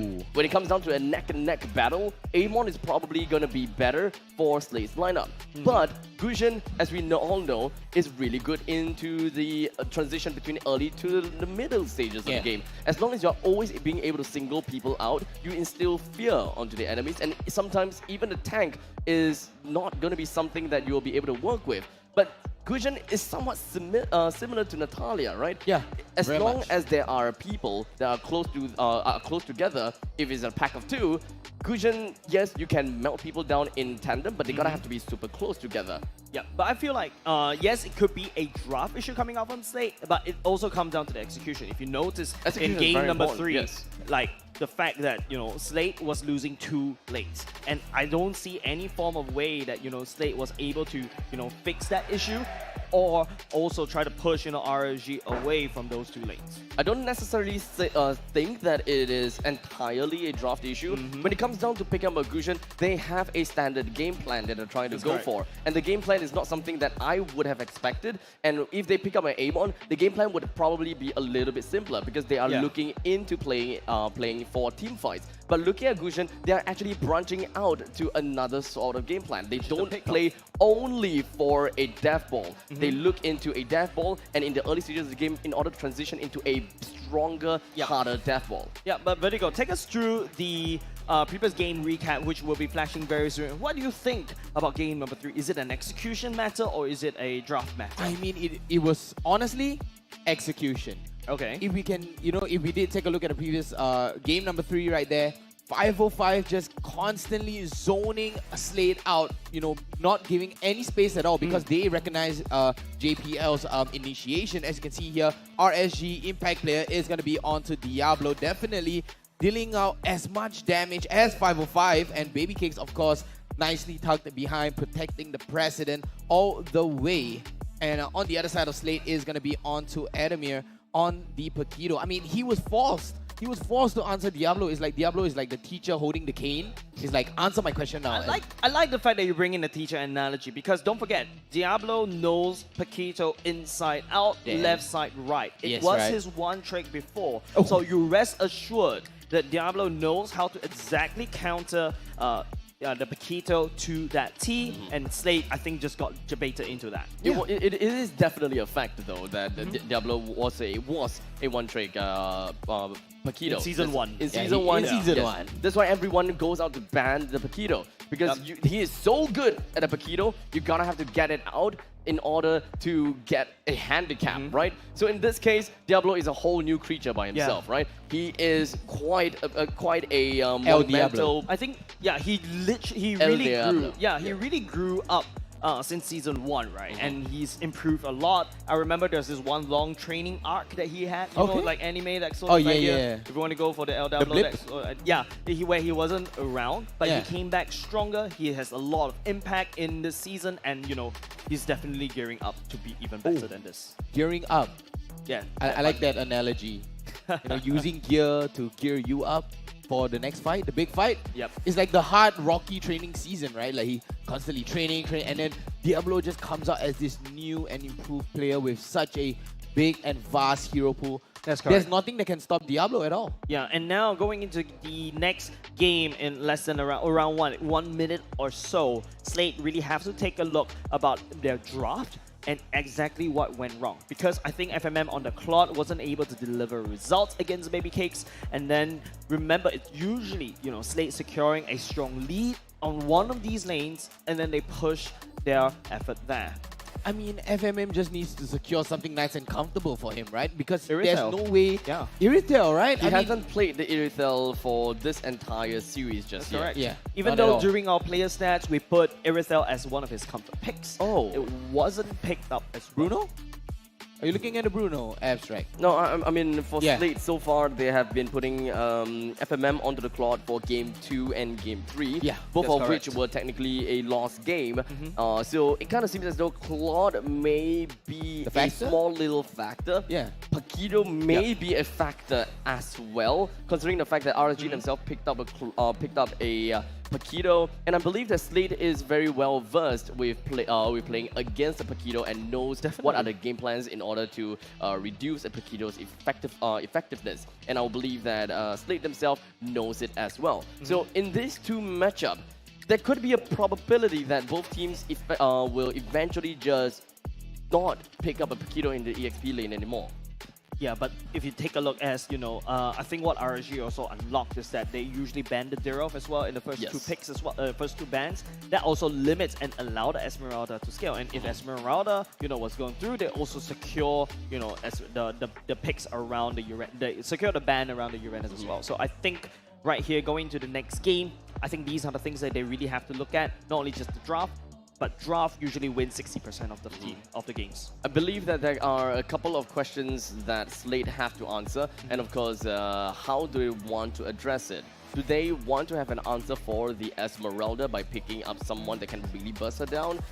I mean, when it comes down to RSG, they have constantly been banning out the Dirov, so Yeah. that is out of the question. I have put out for Lunox. Lunox could be a possible pick, especially since Sayla does play the Lunox as well. Otherwise, just flat out eliminate this Esmeralda and look at what are the other options that will be available for their team. Yeah, but of course, we should be going to the draft, ladies and gentlemen, very, very soon. This is going to be game number 4. Don't forget, it's 2 more lives left for Slate. RSG poised to lift that trophy up once again, the second season in the row. Slate looking to fill up the M4 slot as well. Which team shall prevail? Will it be the Usurper proving us that they are deserving of that, or whether the Revenants coming back for revenge? I mean, it's on a tense situation right now, right? They're walking on thin wire. Slate. Thin wire. Yeah, thin Thin wire. wire. Yeah, literal a thin wire. All Just balancing themselves. Okay. You know, one small slip up and that's it. But Slate, we see how they perform in the regular season, but right now is a total different ball game. This thin wire is now a thread, hanging by a thread. No one gets my analogy, man. A wire is thicker than a thread, Yes, so is a wire. like a phone wire. It's thicker than a thread. Yes. Yes. Yes. Not an electrical wire. Why are we going into engineering stuff? You're really throwing me back into my holidays, man. When I really have to literally study the tensile strength of a wire versus the tensile strength of a thread. Of course, you guys, engineers, you do know what I mean. But ladies and gentlemen, I think we really need to take a look at the draft. Game number 4. What is in Slate's pockets? Where's Baby Cake's gone? He's enjoying the OSIM chair. He's like, He melted into OSIM chair. He's like, I love Your OSIM. I mean, team who doesn't is love banning. OSIM, am I right? Look at the comfort level of RSG right now. In the driver's seat, they have all the momentum in the world. The furnace is full. They're ready to just choo-choo take the victory. Yep, choo-choo train indeed into the end. But coming out with the first ban is going to be onto the Lilia and the Phobias. This is how much that Lilia had zoned them out. They didn't want that Lilia at all. It is a big problem for them on the side of Slate, so they do not want anything to do with this Lilia, hence the ban. As of right now, Slate on the second ban right now, and they are going to go Your into the team is Akai banning. because they are the first pick though, but they're not going with not giving away the Akai, so they're definitely going to be prioritizing every other hero. You know, it could be the Dirov, it could be the Faramis. The options are many, man. Yeah, everything is quite wide open right here. RSG found the Phobias to be the bane. If usually if you see RSG banning the Phobias, you expect a Cho to come out or maybe even a Paquito to come out, something that has a lot of mobility. Don't forget, Baby Cakes can also play the 1-1 as well. If RSG purposely leaks the 1-1 out, Team is banning. either one of these can take it. RSG will move on to ban away the Diggy. I mean, banning away the Diggy, it could hint that RSG do want to pick up the Atlas for themselves. I mean, Diggy is very general, right? Yeah, I mean, very general. They have been banning the D quite a bit already, and it kind of just hints as though they are going to be picking an Atlas anytime soon. But so far, they haven't exactly shown us that. If you notice, whenever RSG is on second pick, they will always ban the Diggy in order to pair themselves up for a Atlas and a something else pick. That is Your if team is Slate banned. doesn't force them to pick something else. In this case, Dyrop is still available. Esmeralda is still available to be picked. Quite a lot of things is still out there. Nothing is set in stone just yet, and nothing that really spells danger to me until now. Dyrop is banned. is ticking. So, Slate, they have a couple of questions and a couple of answers to make. Do they pick the Esmeralda right here and now? Because it has proved to work. Do they also pick the 1-1? They also pick the Valentina. There Yep, you the go. 1-1. Go for the They went for 1-1. 1-1. Instead, now RSG, up to their turn, they can always pick up the Valentina here. Esmeralda they can and also Atlas. secure the Atlas as well, or the Esmeralda, but I feel like they could go for the Valentina instead of the Atlas. Or maybe both. I think that for RSG, it will be a dream to be able to pick all of these three. But Slate will, of course, be able to deny night sky RSG tells of all. that. So in Your this team case, is it picking. is going to be a Valentina and an Esmeralda Good. that will be prioritized. As such, Slate does have another thing to do, and that is to pick up the Atlas if they want. But is that really going to be part of their game plan? I No. don't think they should pick up the Atlas because you have Yep. a Valentina on the other side of the map. Yeah. Literally, you have RSG on the Valentina. The moment you pick an Atlas, is shooting yourself in the foot. Yeah, I like the fact that RSG disregarded the Atlas for now. They secured Esmeralda and the Valentina, literally daring Slate to pick up the Atlas instead. Now, Slate has told them that, yes, we're going to go into the 1-1, we're going to go into the late game. RSG giving back the 1-1 to Slate, that could be also a bait. Great plays coming out from Fight for my Lucas dreams. giving away, but the team Kagura, we is didn't mention my this family. on Abstract, and they're And the still going to go onto the Paquito for Adamir. I mean, it So could be a long flex as I pick, can right? Don't get me breathe, wrong. It could be a my flex fight into the goes jungle, on. but the Paquito, nonetheless, still being picked up on the side of Slate here. It is always going to be a good pick whenever there is going to be a Kagura, right? Slate loves the Kagura, and the Kagura will be able to work pretty nicely whenever you're trying to fight against an Esmeralda. But unfortunately, in the previous game, that didn't quite happen so far. The Kagura happened, and of course, the Kagura is something that we saw in game number 2. Yeah, but I think that's right. But Slate, whenever they play the Kagura, it makes him very predictable. So what RSG could do is to just go around, open up the map even wider, and now with the help of the Franco, with the Iron Hook to help scout out the brushes, you can also use the Esmeralda to open up the map as well. So I think Slate going back to the Kogura, it's probably intentional by the side of RSG, and I'm pretty sure RSG knows how to deal with that. Come on, Dexter. It's Going our with the showtime. Atlas ban here from RSG. Honestly, I don't see it as a threat because imagine I'm playing out the situation in my head, right? Losty comes in with the hook into JPL, and JPL does a fatal link, but then 505, he can just do the same. Easily a reverse fatal link, but then banning away the Claude right here for Slate. Big brain plays. Claude is definitely going to pair very well for RSG composition, but right now we're going to be focusing on to the next part of the bans. Honestly, I'm kind of surprised that Grok is was actually still available and actually moved on to the phase 2 of the bans instead. While Slate is going to be looking at the last ban that they have, I'm going to take a look at the current picks. They do have a very early game composition with the Kagura as well as the Paquito being able to dish out early game damage. They understandably might want to try to go for jungle. They want to go for roamers that do have crowd control capabilities as much as possible in order to enable that Kagura. I mean, you don't exactly need it, but it would be good in catching people off guard. In this case, a Jawhead would be pretty darn nice for Slate in order to really press the attack with a full-out damagey composition. Yeah, I mean, going with the Jawhead jungle or the Jawhead roam? Your team Jawhead is roam. picking. Oh, Jawhead roam. Okay, I see what you mean. But we were talking about the Irithel not being picked up, and guess who decided to listen in on us on our conversation here? RSG picking up the Irithel for themselves, and how is Slate gonna answer this? It is gonna be a Barrage jungle and a Estes on the JPL.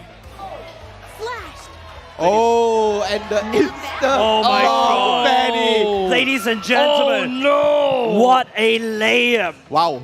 Ultimate bonding experience. Remember what I mentioned, the Barrage needs some form of support, some form of heal. The Rafaela, as there's Slate identified it, and RSG Bray will test going in with the Fanny. He's like, let's see if you can out-heal my cables, out-heal my ultimate.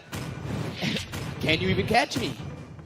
Can you catch me is going to probably be the label of the game. As much as possible, we will throw that out as much as possible because Slate, they don't have anyone that is capable of catching this Fanny at all. This Fanny will be dancing across the battlefield from one wall to another with not too much of a problem.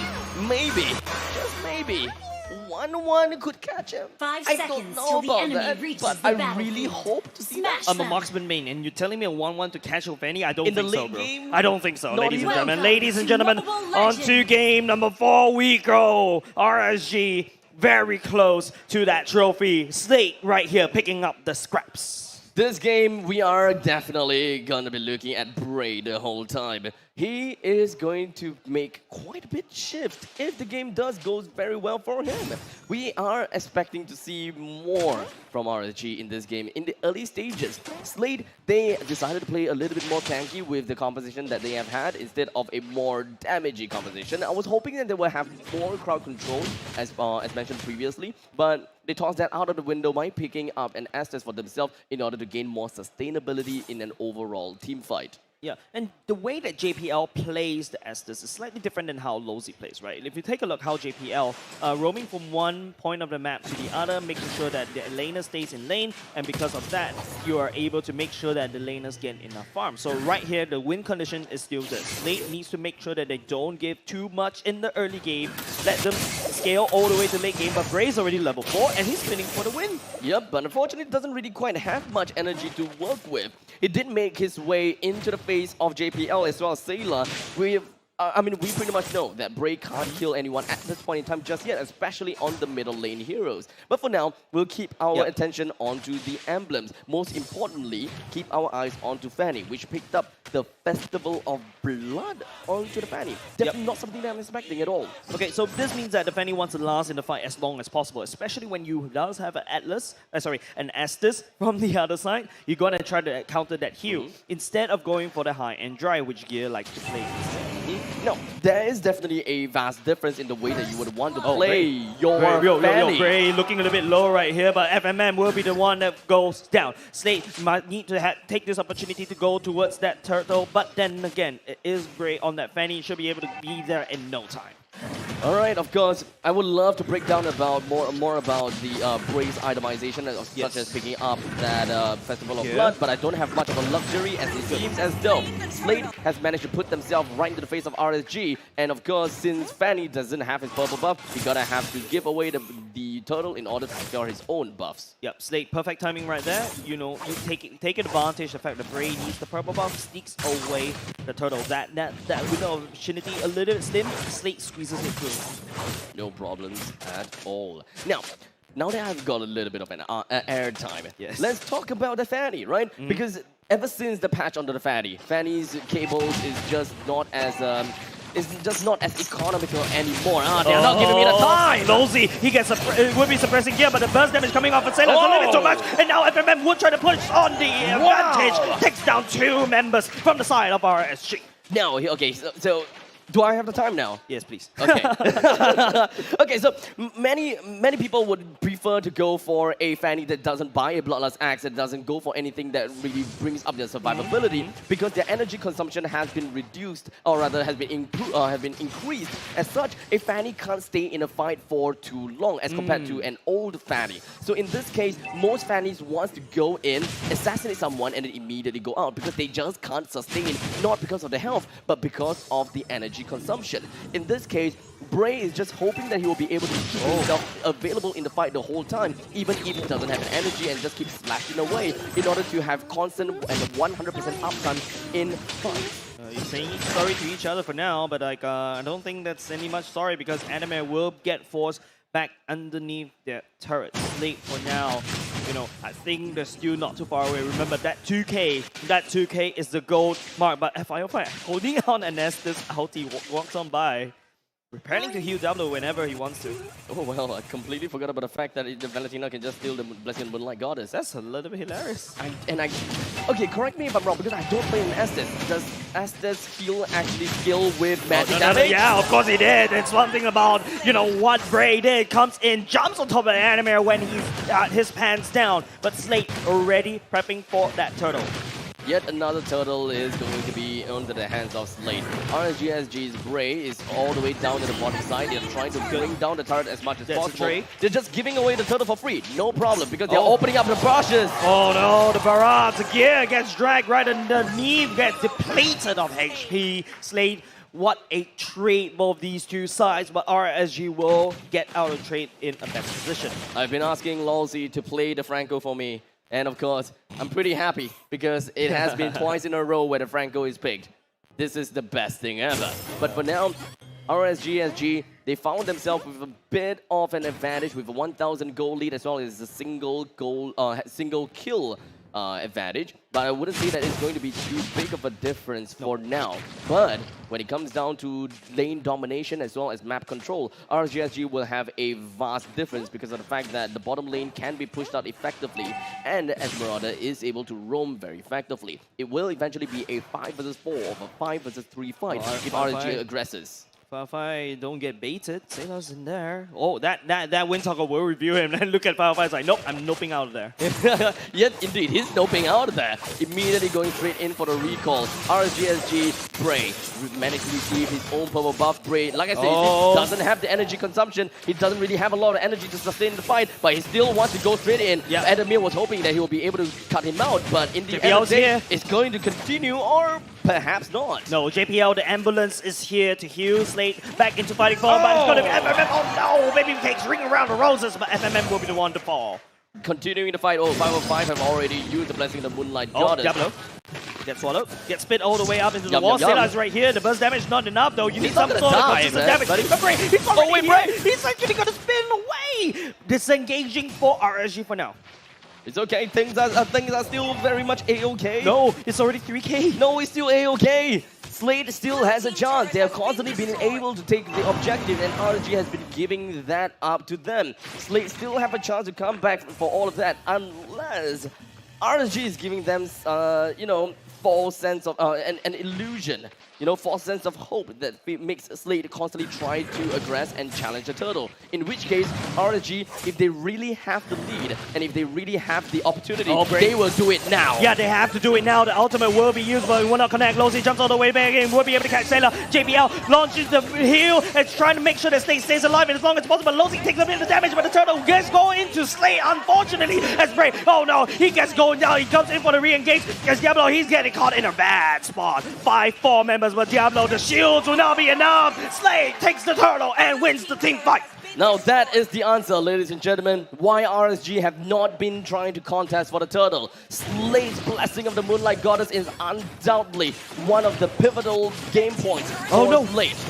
FMM, oh my goodness, that one weakness point, that crossbow tank will have triggered. But RSG, if you notice, they have been sneaking all these turrets away. Take a look at Slate's side, at the bottom side. It's all clean up, but let's take a look at the replay.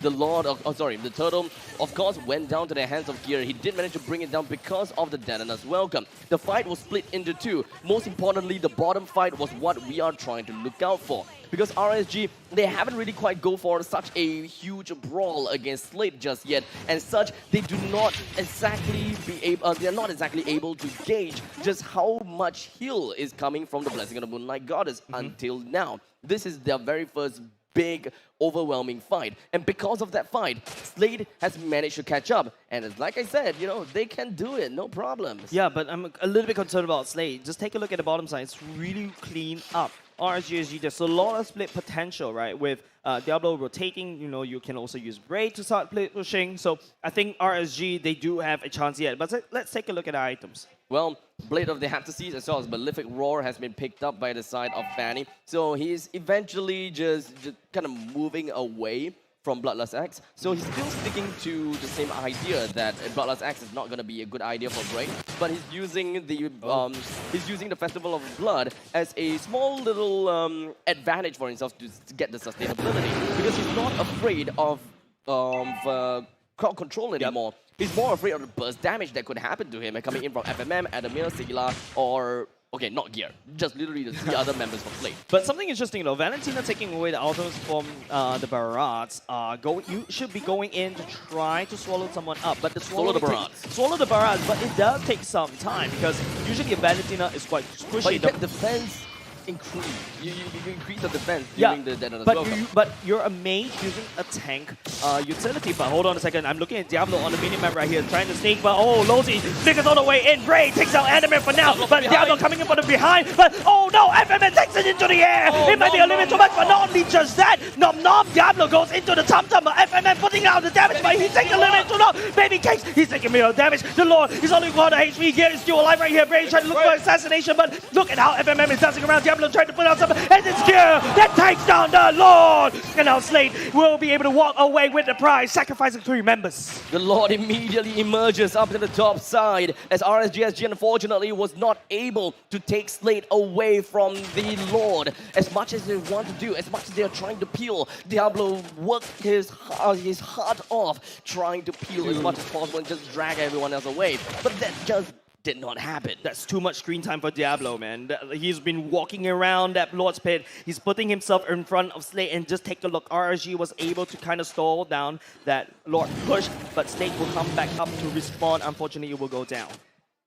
All in all, it really seems as though RSG have a problem with punishing people that has been hooked. Because the mid player is Valentina, and Valentina doesn't necessarily have a very high burst potential as compared to a Kagura, for example. Valentina really pops off when it comes down to damage in the later seasons once she has Divine Glaive and the Holy Crystal. So it takes time for RSG to go up. Oh, the hook does put in gear, but the main problem is Bray, he jumps all the way in back deep. JPL healing all the way up. RSG will lose the mid lane turret. That hook was still okay. Slate was able to salvage that. This is probably going to be a pretty darn long game because whenever Bray tries to go in and assassinate someone, we have a JPL that just immediately says nope and pops the ultimate. And, you know, he have wasted an entire entire energy pool just to bring one person down. Only for their HP to go back up again. And so, honestly, it's really tough for RSG to even make a play here. Oh, FMM once again, the weakness point does get dropped. He kicks it into the air. Losey will be the one to take the damage. He transfers over the Firefly. That's 2 kills over to the side of FMM for now. Bray, where are you going to go? There's no way but back to base. Bray, spring, make up your mind. Go one way or the other. Well, Slade outperforming themselves and showing us what exactly they are made of. Like, who needs crowd control? Who needs a Eudora to stun down the Bray? If I have lots of HP bars. And I have a lot of damage. Yeah. If you can't kill people that have a full health. Wow, 200%. 200 IQ logic right Okay, there. I like that. I like the awkward silence, yeah, but That's really. stunned. I mean, all in all, that is really philosophical, but in the meantime, that is going to be a suppress down to get the rest of the members coming from stage. That's going to be moving right up onto the backline of RSG. FMM, he's actually trying to heal out, but it's going to be Diablo that actually takes down most of the damage when the start was Slade, and it's going to be a little bit too hard for Diablo to hold on. Slade, the healer of from the side of JPL, too much for RSG. The purple buff is also gone, and of course, away from the hands of RSG. Fanny no longer has his purple buff, and he doesn't really quite know of that yet. Oh wait, hold on a second. Fanny's actually pushing himself down to the bottom lane and trying to go Pure for damage split control. push. Pure damage control. He's doing exactly what Diablo needs to do. Split push. Use the cable so that you can be anywhere in the map at any time. But Adamir, he's already reacting. Look at him. He's already down there. No problems at all. 13 minutes and 14 seconds into the game. We do have the Luminous Lord that's currently available for Slate. And so far, when it comes down to team fights, Slate has been impeccable and they have been indomitable. RSG doesn't really quite have an answer to this FMM, and even Bray is unable to touch And even Gear as well, right? Even Gear as well. Losey has been hooking on top of Gear, and it actually cost them the team fight twice already. So Gear, you know, being that punching bag for the side of Slate that is desperately needed, Losey needs to be careful. Which kind of fish is he picking up? He cannot get, but okay. Losey goes in, busted down JPL right now. Diablo needs to force the fight. His third Lord is actually a little bit low, but Gear manages to secure the Lord. And Slade will crush RSG's hopes in taking up this game. Sailor comes all the way back in, busting down Diablo and Adamir. Oh, hello, 2 members. What are you trying to do? Orange buff is now mine. And of course, Bray is not gonna say no, or rather, he really wanted to go in and do something about it, but he doesn't really quite have the purple buff, and he can only do a single or 2 cables at a time. It is definitely gonna be tough to sustain with the amount of energy that you have on your hands. So all in all, RSG, they have to play this slow. The purple buff, once again, will go over to the side of Slade, and once you lose control of your map, once you lose control of the game, it's really tough for your Fanny to perform, but Adamir eventually got picked off. It is going to be a 4 versus 5 game here. 4 versus 5, but it's going to be JPL. Oh, the Purify saves it. Bray jumps all the way in, will not be able to stand. Bray FMM for now, turret will fall. Diablo looking a bit low. Firefly could also say the same. Baby King trying to up with the damage on top of the Lord. Bray is looking for bigger for him, will not be able to fight Sailor. Sailor would not be able to be connected by the Iron Hawk. Here, will be able to just walk on by the members of Slade. They push down the mid lane turret. Well, what can I say? It is literally gonna... Bray really just went in, right? He went in a single damage. Yeah, a single tornado spin as well as a cutthroat, and you see that Sailor's HP seemingly didn't go down. Yeah, and that's also the fact that JPL has been bursting healing down. There's not enough burst damage for the side of RSG to burst down anyone at all. Not even FMM, not even Sailor, because JPL is always there. It is eventually going to be pretty darn tough, right? Because 15 minutes and 30 seconds into the game, RSG still haven't really quite get that spike, or rather that skilling that they wanted. Bray didn't have much choice, but now he had to go for the Athena's shield in order to resist the burst capabilities coming from the Yin Yang overturn by Sailor. But that's a problem. Do you want your Fanny to go in and burst people down? Or do you want your Fanny to outlast that heals coming out from Slate? I think that none of them is the answer. Mostly since it really just boils down to the amount of energy that you can have as a Fanny. I will still stick to the fact that you want to go in and be very, very positive that you would want to kill that certain someone. But it's a really tough question, and a very tough question to answer, isn't it? Yeah. Because Bray, no matter how much items that you pick, perhaps you just kind of kill someone instantaneously. Oh, Edemir will be the one that goes versus the bump, but look at the Edemir's JPL. still He's alive. actually still alive, in fact. JPL, those things of heal, but Final Fight will respond with the same. Both these two teams will walk on away. No one dies from that clash. I really thought that 505 picking the Blessing of the Moonlight Goddess would be able to help RSG get a bit more of the sustainability in fight and perhaps even out-sustain Slade. But all in all, that haven't really quite happened. There could be a possibility that RSG just isn't exactly close to one another. They're always spacing each other out.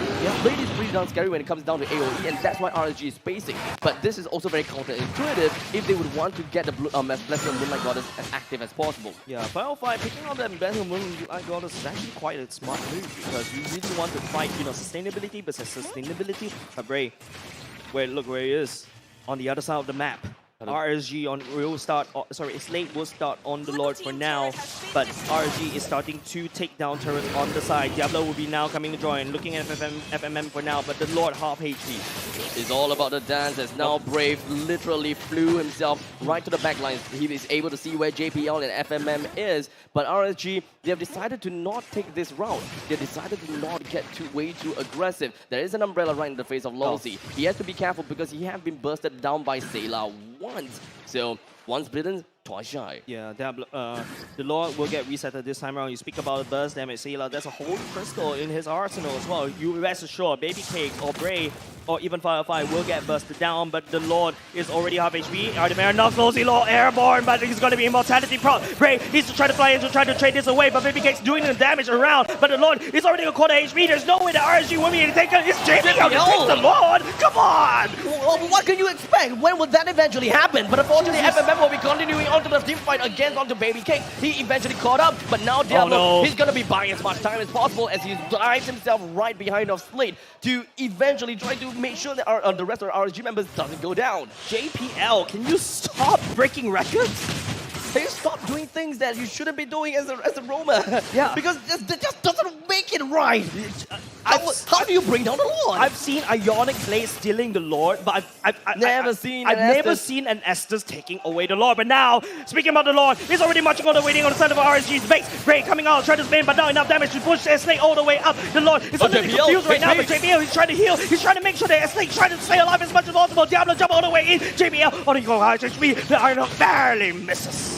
Unfortunately, Slade did not make quite an impact in either of the lanes in the top and the bottom. All they wanted to do was to go for a GG push. But is that really going to be a matter right now? Nitro coming in. Suppression, JPL doesn't have the blades. So Moon Goddess, this is time for RSG to try to find the back. But Edemir, that's a two-man knockup for the side of Slade. And now Bray trying to spin around for FMM. Will not be able to find a new. But the Hulk goes into Winter Truck as well. We'll be able to send some. But look at JPL with the heal. Making sure that his team stays alive and relevant in the fight. And Diablo coming up on the secondary engage would not be able to do it. Slade fought under RSG's turret and they got away. The steel cables unfortunately just wasn't enough to reach the core in order to get himself right out of the way. That is crazy. It is crazy. As such now, Lolzy and Diablo forced to defend against these four menacing heroes. Is it even something that they could possibly achieve? I don't think so, Abstract, because the core is looking very juicy. Sayla busting Lolzy. What is this Diablo gonna do? There's nothing left. RSG will not be able to hold. Game 4 goes over to Slice. It is always a seesaw, isn't it? Slade and RSG, they are it's a marathon. This is so dead even. One team wins, the other team wins the next game. They are just they're just finding answers to one another in different games, and somehow it just constantly works out time and time again. So, gotta have to say, things are looking pretty nice and dandy for both of these teams. They are always in such a roller coaster of emotions, isn't it? You know, one game you're happy, and then the other game you're like, oh crap, we just got dumped on. Yeah, I feel like sooner or later, all of us will have to go to see a heart specialist, right? We do. Heart rate going up. Our heart rate, our blood pressure is going all the way up. It's ice in the veins. I think that's how like Ice in likes our to say it. veins. Yeah, there you go. Oh no, you have started something onto... The ice in my veins. So, Yeah. okay, we have a game on our hands today, guys. Equalizing it. Yes, equalizing it 2-2 right now. The crowd is going wild. The crowd is constantly growing and growing and growing again. We have an amazing game. Slade constantly punishing RSG, but RSG constantly desperately trading back, and Slate just took that one nice fight at the end inside the base of RSG to take the game away. Yeah, the massive equalizer coming in from the side of Slade. Let's take a look at the post-game items, ladies and gents, because this is a crazy... Let's just run us through, man. Well, items-wise, Bray was really trying his best to be as sustainable or rather tanky as possible. But that pretty much means that his damage is just not really out there. Could it really be the emblem problem? Is it really a Festival of Blood thing that just doesn't bolster Fanny strong enough in the early stages of the game? But technically speaking, we know as a matter of fact that Fanny is pretty darn strong in a 1v1 combat. But against a team like Slade, how often are you able to find yourself a 1v1 fight anyways? Very rare. I mean, unless, there's Adamir right there. Adamir is always on the off lane. That's the only person that you're going to be able to catch out if you're going to make the high and dry on that Fanny. But still, high and dry over Festival of Blood, honestly, I could agree with you, Abstract. Yeah, all of the items-wise, they are pretty much understandable, right? JPL going in for full tank with the anti-cuirass as well as the Radiant Armor. So that is going to be looking at a good amount of defenses on the physical and magical department. And 505 was literally just went all in for the Divine Glaive, the Lightning Truncheon, the Genius Wand as well. He will want to go for damage, so it tries to scale more onto the Blessing of the Moonlight Goddess. Yep. Let's take a look at the post-event stats, and you will see what happens. The rich guy, the most damage dealt, is done by FMM. Well, pretty normal. Stand back this time around will be gear on the barrage, 171k damage. But of course, don't forget, take a look at the total amount of heal. 285k all throughout, all down to JPL massively healing. So much heal coming out here. 285, like you say, Jace. It was all red-sided here on the side of Slate. But FMM with the 89% and JPL with the 100%. We just shows that, this stat just shows that high and dry is not gonna work. I think it's just the Festival of Blood, just a Right. little bit off. I think high and dry, you really want to commit. You want to try to find FMM all the way to backline. But another thing I have to point out is, take a look at the damage dealt. It's so neck and neck. It is so close. Yeah. RG was able to output just enough damage to deal with the total amount of heals, but it's the heal that actually won Slate that game. And with that said, ladies and gentlemen, let's take a look at the MVP, JPL, my man. JPL. 100% KP. Are you bored of breaking records? No, JPL is like, you know what? I'm not gonna confirm. Oh, it's 105%. No, it's 100%. It's 100% this time around. We 100% checked. this time, alright? Yeah, but 3-1 and 15 on the Estes and taking the Lord as well. Not to forget, He stole. it shocked He stole the Lord. He took the Lord. He took the Lord. It shocked everybody here on the desk and in the crowd and online to everyone in the world. With an Estes, 3-1 and 15 with 557 gold per minute here. This is a different build of Estes here, guys. I mean, let's be honest here. JPL is probably shocked himself that Yeah, he he's took like, the Lord. did I take the Lord? It's very likely that is going to be the case. And unfortunately, if JPL took the Lord, you know what that means? Don't say it. That means, Don't say it. Don't What say does that mean? Okay. Come on, give it to me, give it to me. Okay, I will say it. Okay, say it then. Say it. For content. Come on. That means Gear missed the retribution. No, okay, maybe it was all part of the plan with Slate's layering case. Sure. Like, Gear led it. Okay, Abstract and Vertigo. If you guys notice, Gear is actually not feeling well. He does have the patch right Oh, there. you know what was the patch for? I It's a cooling thought patch. that I thought it was Yeah, just... 'cause What, it's it's a too hot. headband? No, it's Yeah, a cooling patch just for because the it's too fact hot. that... Yeah. Oh, really? I thought he was not feeling well. I mean, if you take a look at yesterday's game, or yesterday's game, his head was full of beads of sweat. So it's really, really hot up there with the stage lights, with the LED screen. And of course the pressure. Yes. Of course. But ladies and gentlemen, let's take a look at the highlights. What went well for Slate this time round? Well, honestly, if you look at it in the macro point of view, it really is just about the chains. It's all about the links.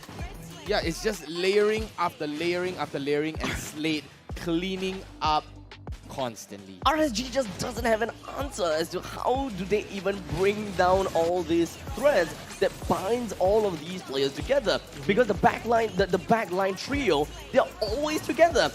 And there's not much that they will be able to do. FMM and JPL and sometimes even for Gear, they are just neck and neck and just being together. And JPL, he will be able to heal everyone else up. So the best thing that RSG can do is just switch and bait. They can force JPL and bait him to use the Blessing on the Moonlight Goddess, in which case Bray can go in and bait it up. Because whenever you see Bray jumps onto FMM and the Blessing on the Moonlight Goddess just pops up, or whenever FMM is low in HP, Blessing on the Moonlight Goddess pops up as well. So in most of these situations, RSG tried to relieve them. They tried to relieve themselves a couple of times, right? But unfortunately, not all of the members from RSG is, well, mobile enough. They're just not that slippery. So even if they have went all out, they can't retreat fast enough. This was the fight that almost turned in the favor of RSG, but take a look. Wow, Adamir. The amount of fight, the members of Slate are fighting right under the turret over and over again, and once, JPL does hit the ultimate once again, he just goes all the way in, and they take the fight right underneath RSG's turret.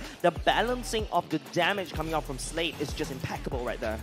Adamir was like, if they're gonna punish Slate, and then Slate is gonna be like, if any member of Slate gets hooked in by Lolzy, Adamir just snaps. He just goes in, he's gonna punish you. The whole of Slate will come and follow up, and sure, hook me, come on, hook me. And then Adamir comes in with a big play, disrupts the whole team. It's a alternative to Akai, if you ask me. Well, unfortunately, that game was pretty much twisted to a certain extent, because when it comes down to all of that tangles and I wouldn't even call it a tangle. It's not a tangle. Yeah, it's all about the threads coming in from Estes. They really just connected everyone pretty darn nicely. Yeah, definitely. And of course, JPL, he's already tired, Dude, that dude has already hit 105%. He's already stole the Lord, and definitely he needs his break. His back needs a break. Yes, and that's why he definitely needs one of these OSIM chairs. Of course, the OSIM U-Throne Gaming Massage Chair. You can see that we are all sitting on one. Or rather, two of us are sitting on one while one is sleeping on one. Yeah, you saw Baby Cakes already melting down. One just now, so right? good. Earlier just now. But don't forget, this time round, it's the U-Throne V Gaming Massage Chair. Last season, we're actually using the S and the normal one, but they've renewed and upgraded it already. For big boys? Yep, not for big, for everybody, come on. And also, its patented V-Hand massage technology plus improved ergonomics features will definitely level up their performance to maybe JPL standards. And not to forget, the series that you see us having right now is, of course, a collaboration between OSIM as well as Transformers. We have the Megatron one as well as the Bumblebee one. Wait, did you just say Megatron? I will throw this pillow, very comfortable pillow at you. So, I told you before. Optimus Prime. Optimus Prime. Oh, that's Optimus Prime. Yeah, it's Optimus. This is Bumblebee. That is Optimus Prime. that the was players Optimus. are sitting on the Sorry, Optimus I don't Prime. watch Transformers. You don't have a childhood too. Yeah, I don't have a childhood too. So if you like to take a look at all of these chairs, head on over to. you can try it as well. Yeah, here at our Tampines Hub. For those people are here, feel free to go over to their booth and you can try out their chairs. And if you don't have a mouse pad at home, you can also have a chance to, or not have a chance, but you can also bring home a mat. A mouse mat. That is a collaboration between MLBB as well as OSIM. There is, of course, nice graphics on top of that. All you gotta do is just go over to the booth, scan the QR code, and fill in all the forms. Definitely. Also, on top of all of that, let's make MPLSG better again. Like not say better again, but more like let's make it even better. Because right here we're in OTH. I'm seeing a lot of people, sitting outside the queue as well. Definitely. Thank you very much for your support. We need your feedback. Help us scan the QR code above to provide us feedback, and we really appreciate that. Tell us all about what you want to say. Yep. That is the way that you'll be able to get your voices heard, because there's quite a lot of people here. It is very hard to listen for one person. So instead, a form is going to be able to help us listen to thousands of people. Crowdsourcing help. Literally, we definitely need your support and advice on how to make MPLSG even better going into the next few seasons. And with that said, ladies and gentlemen, this is neck and neck right now. 2-2. Well, we're gonna go off for a short little break. We'll see you guys right back.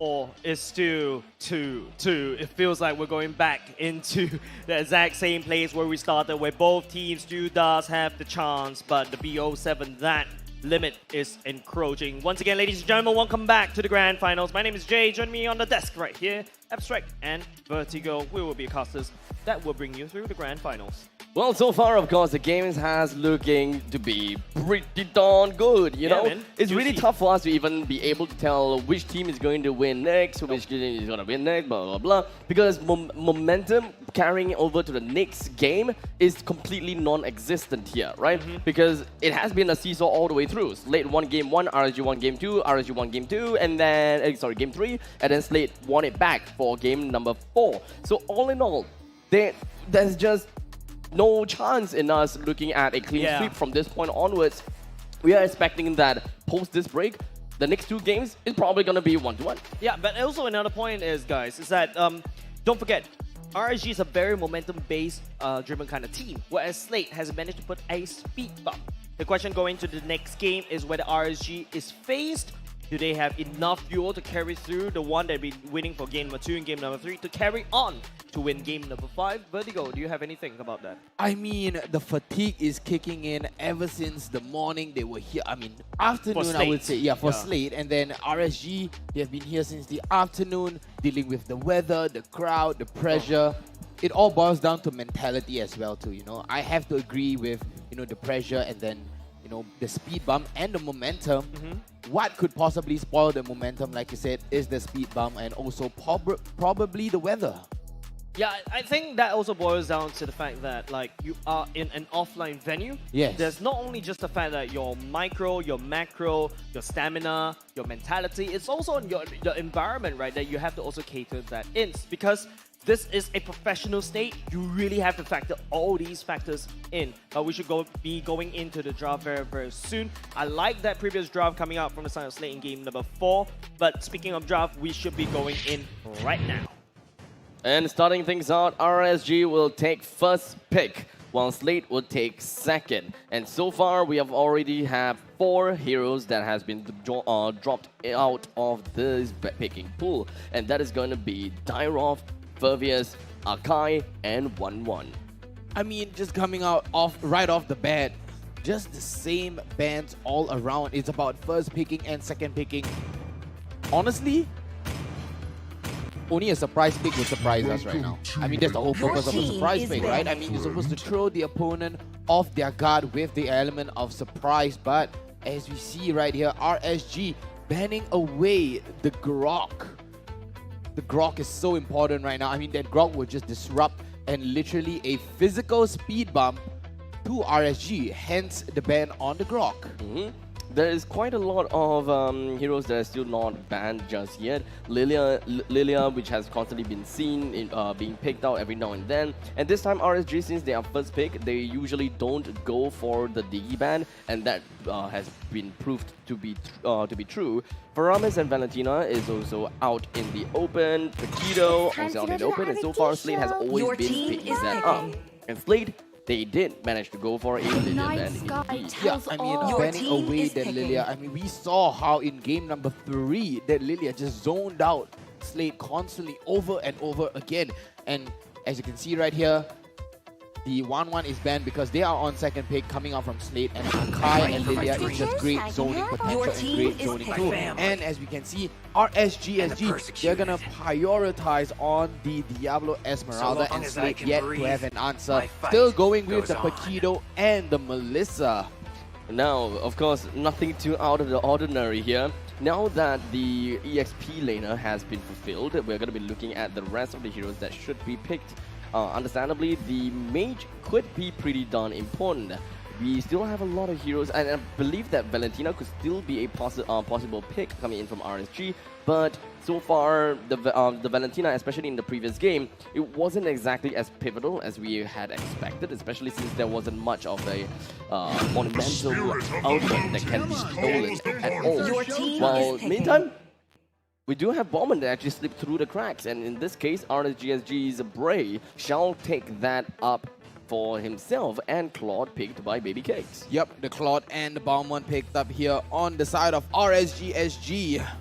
preventing Slade for even picking up that Valentina, because what are you gonna steal? Falling Star Moon, Lethal Counter, or even the Blazing Duets? You know, there's nothing that would benefit the Valentina right now, forcing Slade into a position to pick the mage, you know, in the second phase of the bans. I don't think both teams are looking at the Valentina for now. Yeah. If you notice, RSG a pretty conservative pick in terms of ultimates. I don't think either one will go into the Valentina as all. Take a look. Snake going into that Lunox that I was talking about since game number 2. Game number 3. Looks like they really had to answer that question. Yeah. Whether to ban the Esmeralda or pick up a Lunox for themselves. And that indeed is going to be the thing here. With Lunox being picked out, that means that the Esmeralda would not be that big of a problem anymore. So they're gonna really have to keep Slate on hand, especially since their mage now is not going to be very aggressive in the early stages. RSG would need to come in and prioritize that to punish any form of rotation that Slade is going to make. Yep, and a get out of jail free card too on the side of Sayla with a very good strong damage. I think that probably is their soft answer to Diablo's tankability and sustainability. But Slade here banning away that Kagura because it would be devastating for, you know, RSG if they were to land that nice big yin-yang overturn coming in with the Blazing Duets, the Lethal Counter, and the Falling Star Moon, you know, just for the initiation.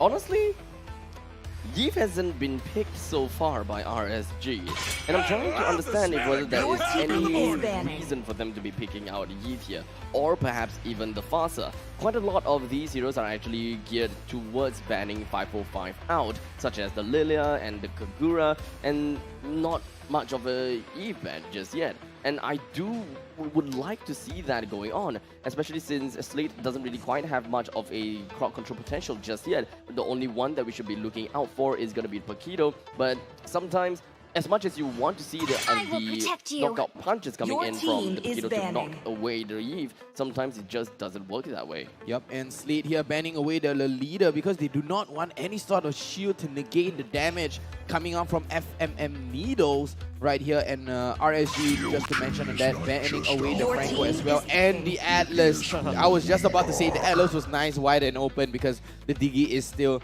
up, still nice and free, so they could ban away the Atlas instead, and you know, just to leave it out of the equation totally, just not to deal with any problems that might come together with it. Cho might be a decent pick here for... Your team is picking. Yep, and the JPL Cho emerges again. We can hear cheers from the crowd. Young in looking at JPL. JPL's like, I have confidence.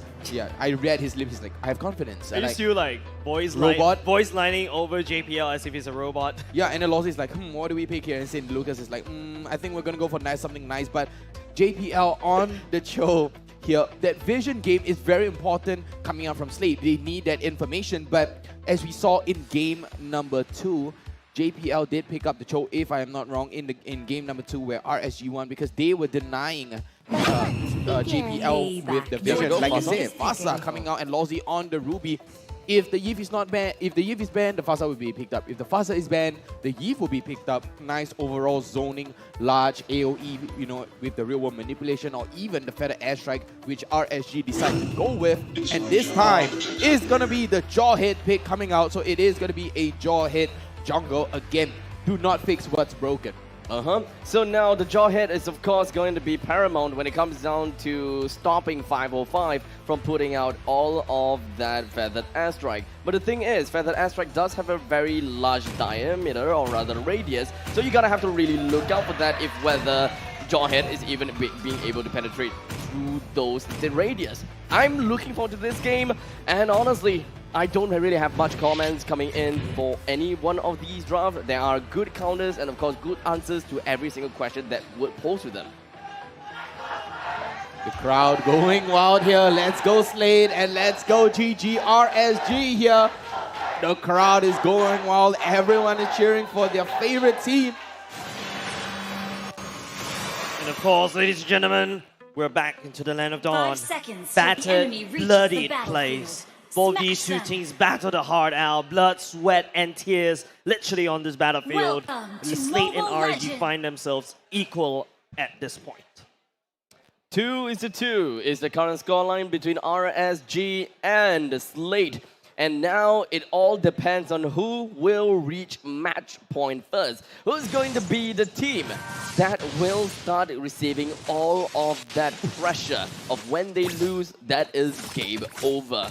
This game is ultimately going to be super damn important. For now, let us take a look at all of the laning stages. And what? Gear on the Paquito jungle. Oh! All right, let's blink a little bit, ladies and gentlemen. Let's take a look at the players. I know Abstract is a little bit lagging a little bit because of the... Okay. Yeah, I'm also quite surprised as well when I saw that. But yeah, take us through on this team composition coming out from Slate. Okay, pretty interesting. Now, for what we're going to be looking at here is the fact that Slate in the EXP lane is going to be a Cho fighting against an Esmeralda. Understandably, Esmeralda will be able to proxy every single one of these lanes and will be able to come in to go for fights as much as possible. This way, Lunox will not be able to reach much of a power spike in the early stages, and they will have a problem when it comes down to an all-out battle in terms of AoE.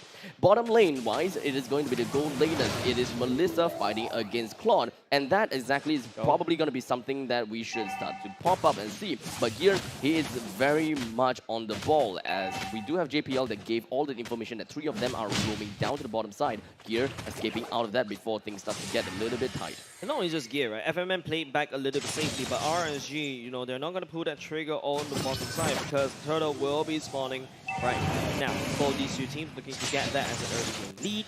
I think our Bray with the Retribution and the label counter is something that, you know, RSG does have an advantage for this neutral objective.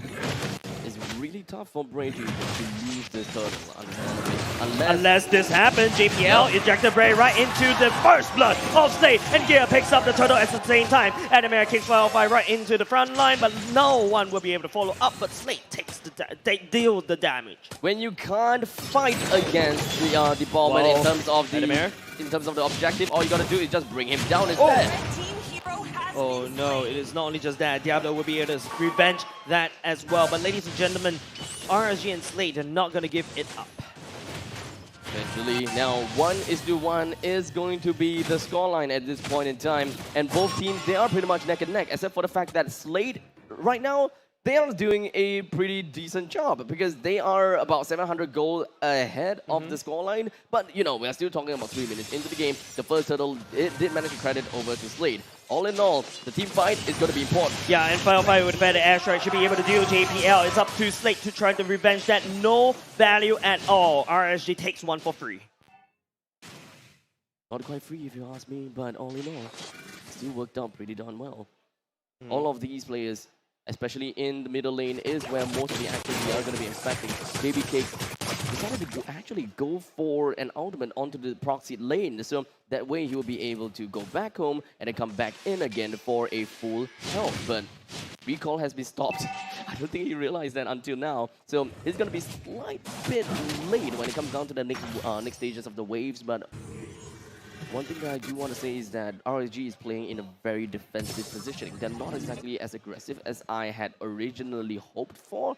But Slate, it makes sense. Because we do have Jawhead that is a very aggressive player, but hold on a second, I'm offended. Bender goes all the way in, Fede airstrike to follow suit. Sailor will be able to find Firefly the backline, flickers forward just to deal the damage, and Sailor takes Firefly down to the ground. Lunox making big plays here, right? Currently 2 kills in the game.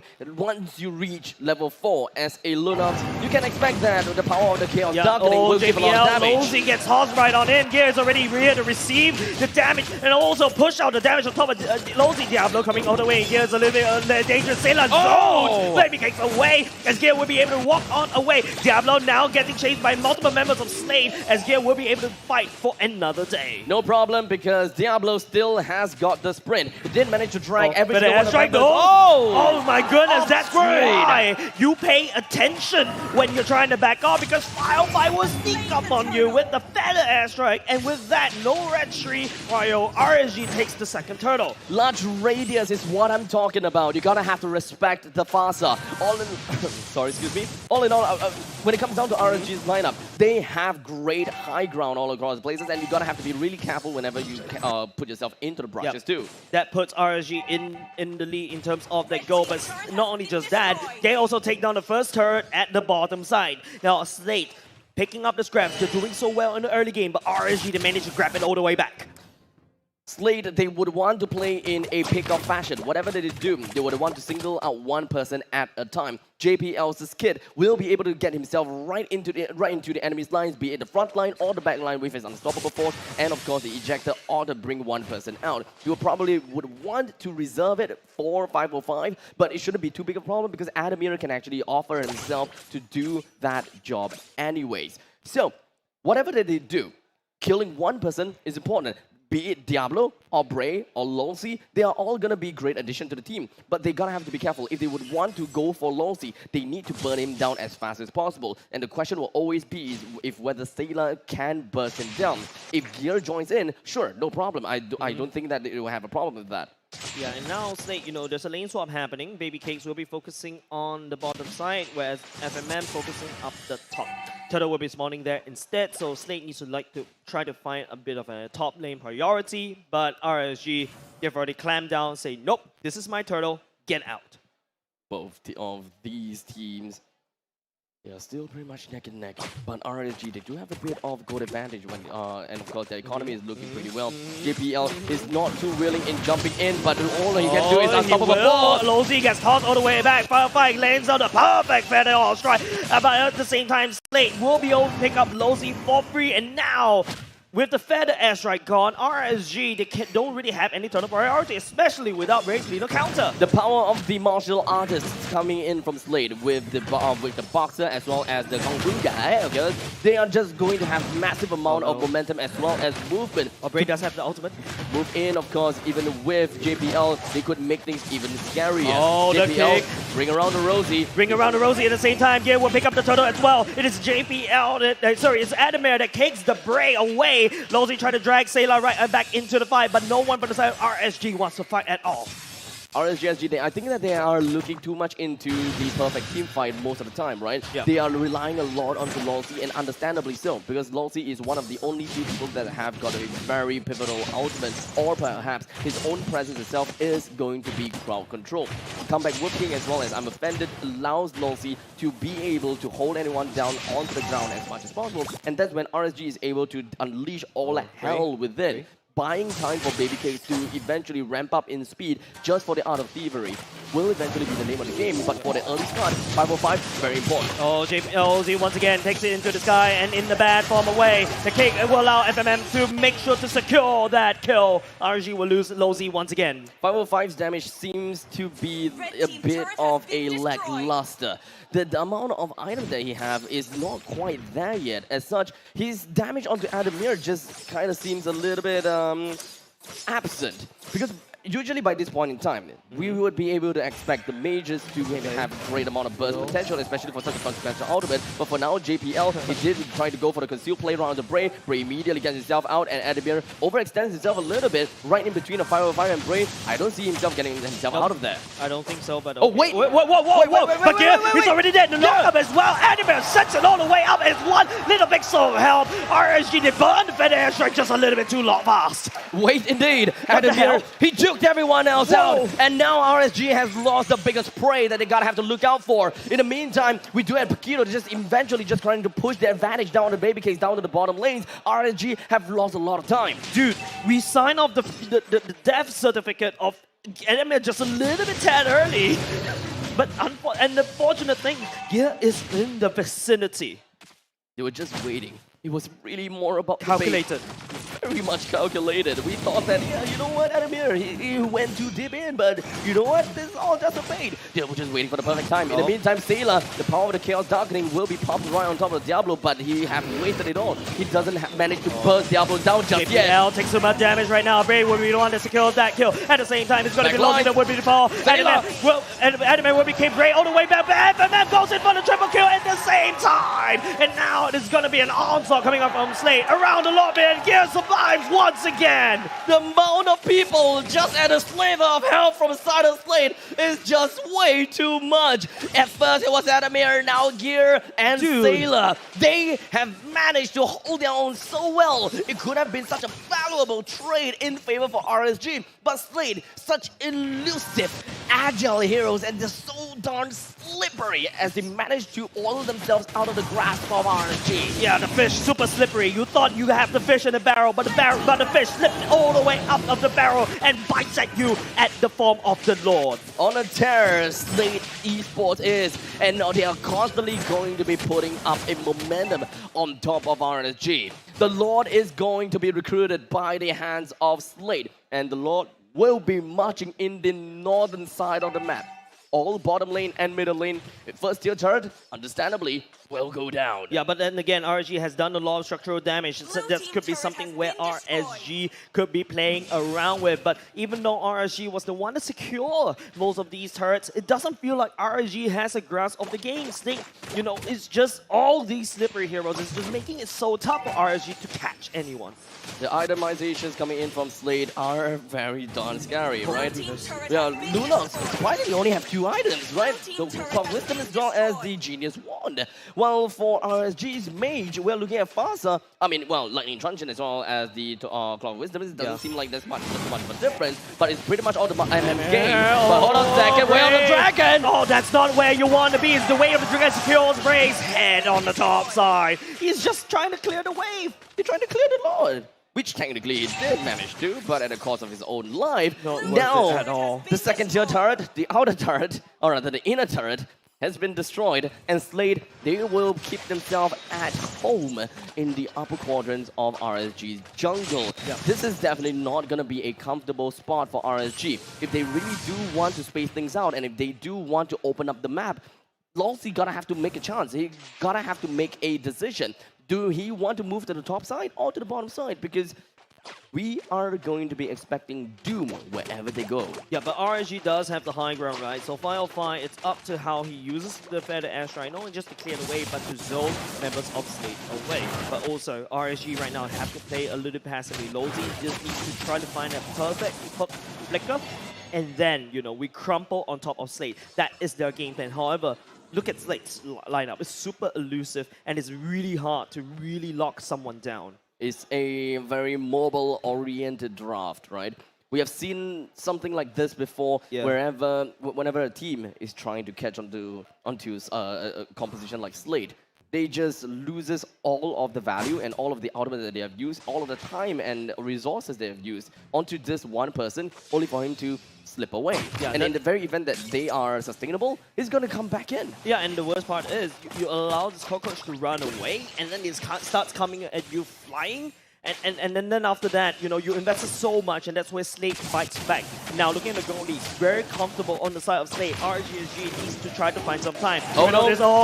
It is going to be Lowsy that gets tossed once again, the punching back. But maybe he gets got in with the Blazing to win. He's able to turn this around and win Adamir. Oh, but Adamir all the way in the back line. He's not going to be able to survive a lot. Maybe he takes punching around. But Bray, it's going to be a massacre on the side of Slate. They're losing bodies and losing men. Diablo will be going in for the re-engage. But here, oh, he comes in to save the day. And this is going to be maybe gets to go all the way down here. Punches RSG down to the ground. And now, because of the fact that RSGSG has lost 4 members, Diablo's only play is to make all the way to the top side and take some value for themselves, while the rest of the members from Slate will immediately melt down the Lord. It's not going to be a difficult thing. Why? Because they have a Lunox. Everything is going so well for RSG for the past 2-3 games, but then all of a sudden, you know, Slate just got into that mojo, and then, you know, they turned it around. I think RSG, that was a very wonderful execution. It could have went all the way back in, but Gear came in at the right amount of time, at the best time ever, and then just turned the fight around. Now the Lord once again recruited by the hands of Slate. RSG couldn't do anything but just high ground. Watch. They have high ground, yes, but they're gonna have to be careful because this is an elusive Slate. They have all the mobility that they want, and if RSG were to make a single wrong movement, they may all have been wiped out before they even have a chance to distract this Lord, to defend against this Lord. Come before the storm, the siege minion will be cleared out. Lord will charge on the bottom, on the top side. Ray desperately trying to clear a spinning wind. RSG is looting structures. Slate slowly encroaching. RSG desperately trying to defend, but not enough. Not enough defense on the top side.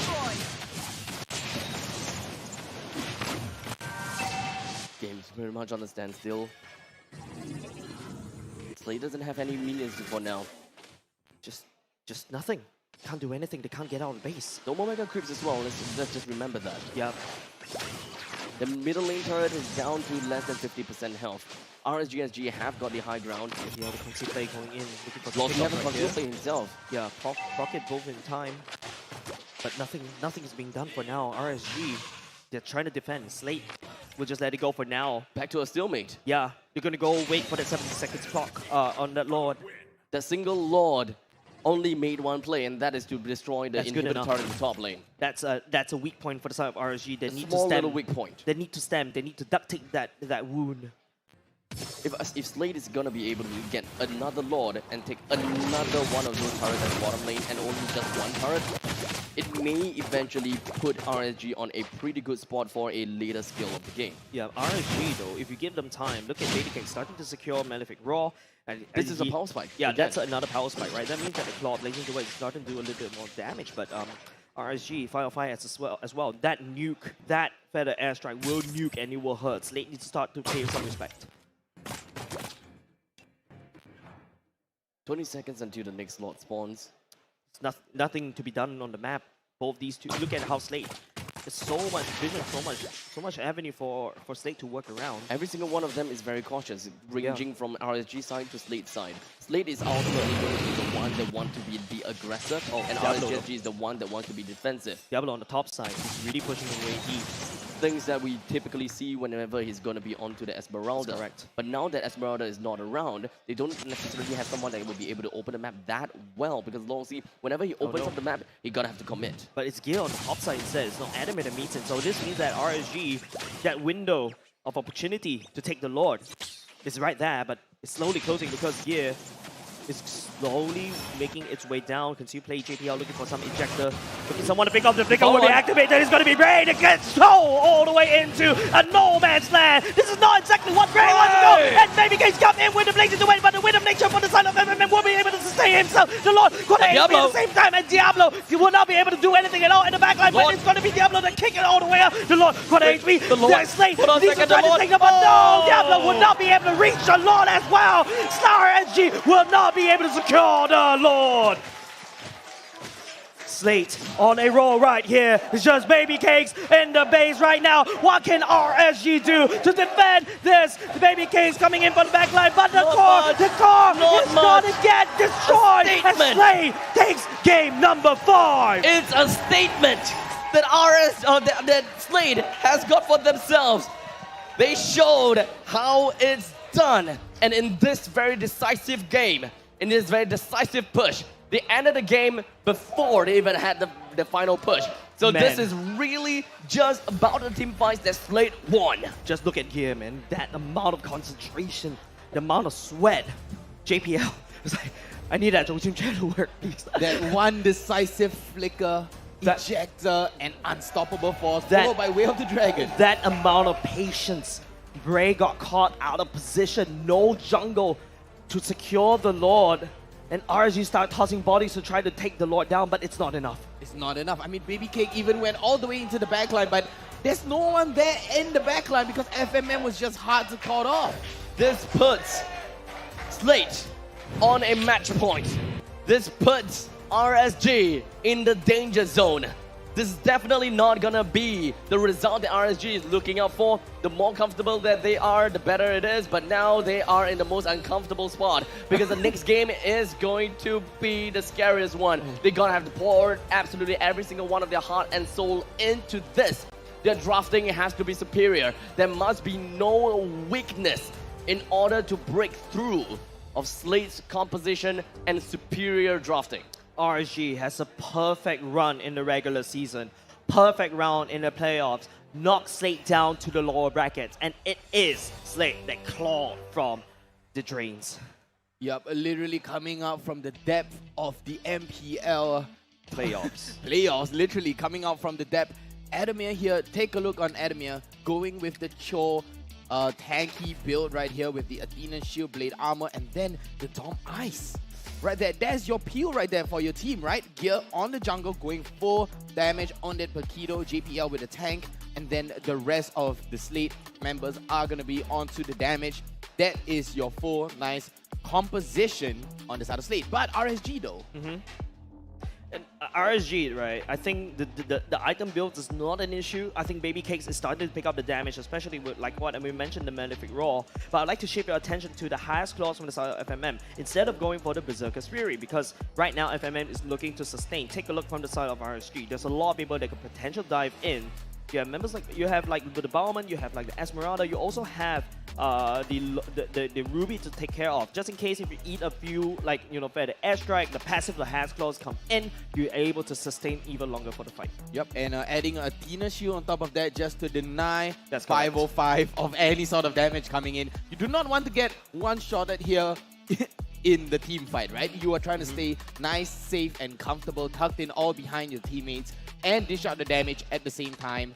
Nice Squela piece layer cake constantly being thrown at RSG. I mean, the layering just came into my head, right? I was like thinking JPL is going to come in with the ejector, and then Adamir comes in with we have the Dragon Kick all the way back. That is your disruptor right there, right? Yes. You're supposed to break that formation, you know, and they took out Archive, Faram. All these are formation breakers, and guess what? Slate came back with the formation breakers in the form of Pakido, Jawhead, and the Chill. Yeah, so with that said, ladies and gentlemen, let's take a look at the post-match statistics. I am intrigued to see who did the most damage. Of course, Sailor on that Lunox. Most of the damage being also absorbed by JPL, and of course FMM farming like a boss. Are you even surprised to see Sailor having the most amount of damage dealt? Well, not for me, at least. Surprised. Not surprised. Of course, high amount of GPM coming in for FMM, 607. When we look at the bars in the middle, the highest damage, or rather, Slate has dealt quite a lot of damage, and of course, RSG, they're gonna have to reciprocate. They're gonna have to receive all of that damage. Unfortunately for RSG, they haven't managed to really break down much of a turret. They only managed to break down one turret, if I recall correctly. So they don't really have a lot of that control across the map, because, I mean, it's just kind of like a Ruby thing, right? In the early stages of the game, you just don't have the kind of survivability to work with. So you can't just randomly and openly just go straight into a brush and expect that you will be unpunished. In order for you to stay alive, you have to commit to it. Commitment is a very big issue here. Honestly, Lawsy with the I'm offended, constantly catching out Slate, but there was just not enough, you know, follow-up or layering coming up from RSG. It's just too slippery, right? You Yeah. look at every single member from the side of Slate. You want to catch Adamir, you want to catch Gear, you want to catch Sailor. These three will be able to slip on out from anything RSG is throwing at them. But ladies and gentlemen, let's take a look at the MVP from the side of Slate, none other than Gear. He's been setting up his flanks and gangs on the top and the bottom and all at the same time. Don't forget, Adamir is alive because of this boy. Yep, he is nice and alive because of this man right here. Gear 4-1-7, going with the Killing Spree emblem, Hunter Strike, Malefic Roar, Battle Axe, and then the BOD. Bloodlust X, sorry. Bloodlust X. Yes. Yeah, that's a lot of damage, right? Lots of burst potential, armor penetration, survivability in the Battle Axe at the same time. And on top of that, if he goes in, gets a kill, Killing Spree pops off, and he can either chase down or run away. So most of the time, Gear has really been popping off quite a lot. Alas, he did manage to only use his Killing Spree 4 times. But you know what? Doesn't really quite matter because he still managed to get quite a lot of GP. You know? Yeah, and the best part is, it is Gear on an XP laner-ish kind of jungler. Don't forget, Gear did a swap in the middle of the playoffs last season. Yeah, he was an out of XP nowhere. laner, and then he swapped into a jungler, and throughout the playoffs, you can definitely see growth in this boy. I mean, secretly, he's been playing the jungle off the cameras, at home, in screams, constantly training jungle over and over and over again until, you know, he gets to prove to youngin, hey, I'm finally worthy, do the swap right now. It's no surprise that he will be comfortable onto the Pakido after all, right? EXP lane, jungle, both of this hero works in the jungle. Well, who would have guessed it? Sorry?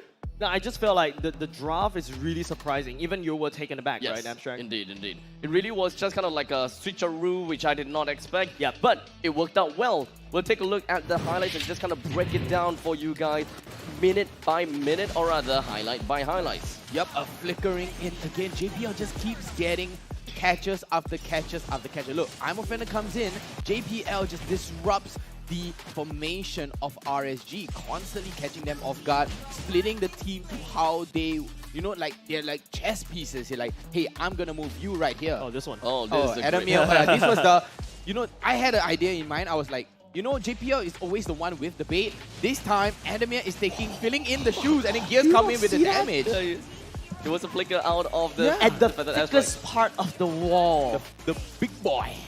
The big boy of the wall and just comes in. Look, FMM comes in with a triple kill, gets away with so much sliver of health. Yeah, unfortunately for this faster play, it definitely made a huge impact in the game, right? Dropping so many people's HP down to a very low amount of health, but somehow they just couldn't find a way to end it all. They don't have the final nail in the coffin most of the time, and whenever they try to go for the execution, or rather try to go for the initiation, a backdoor, or rather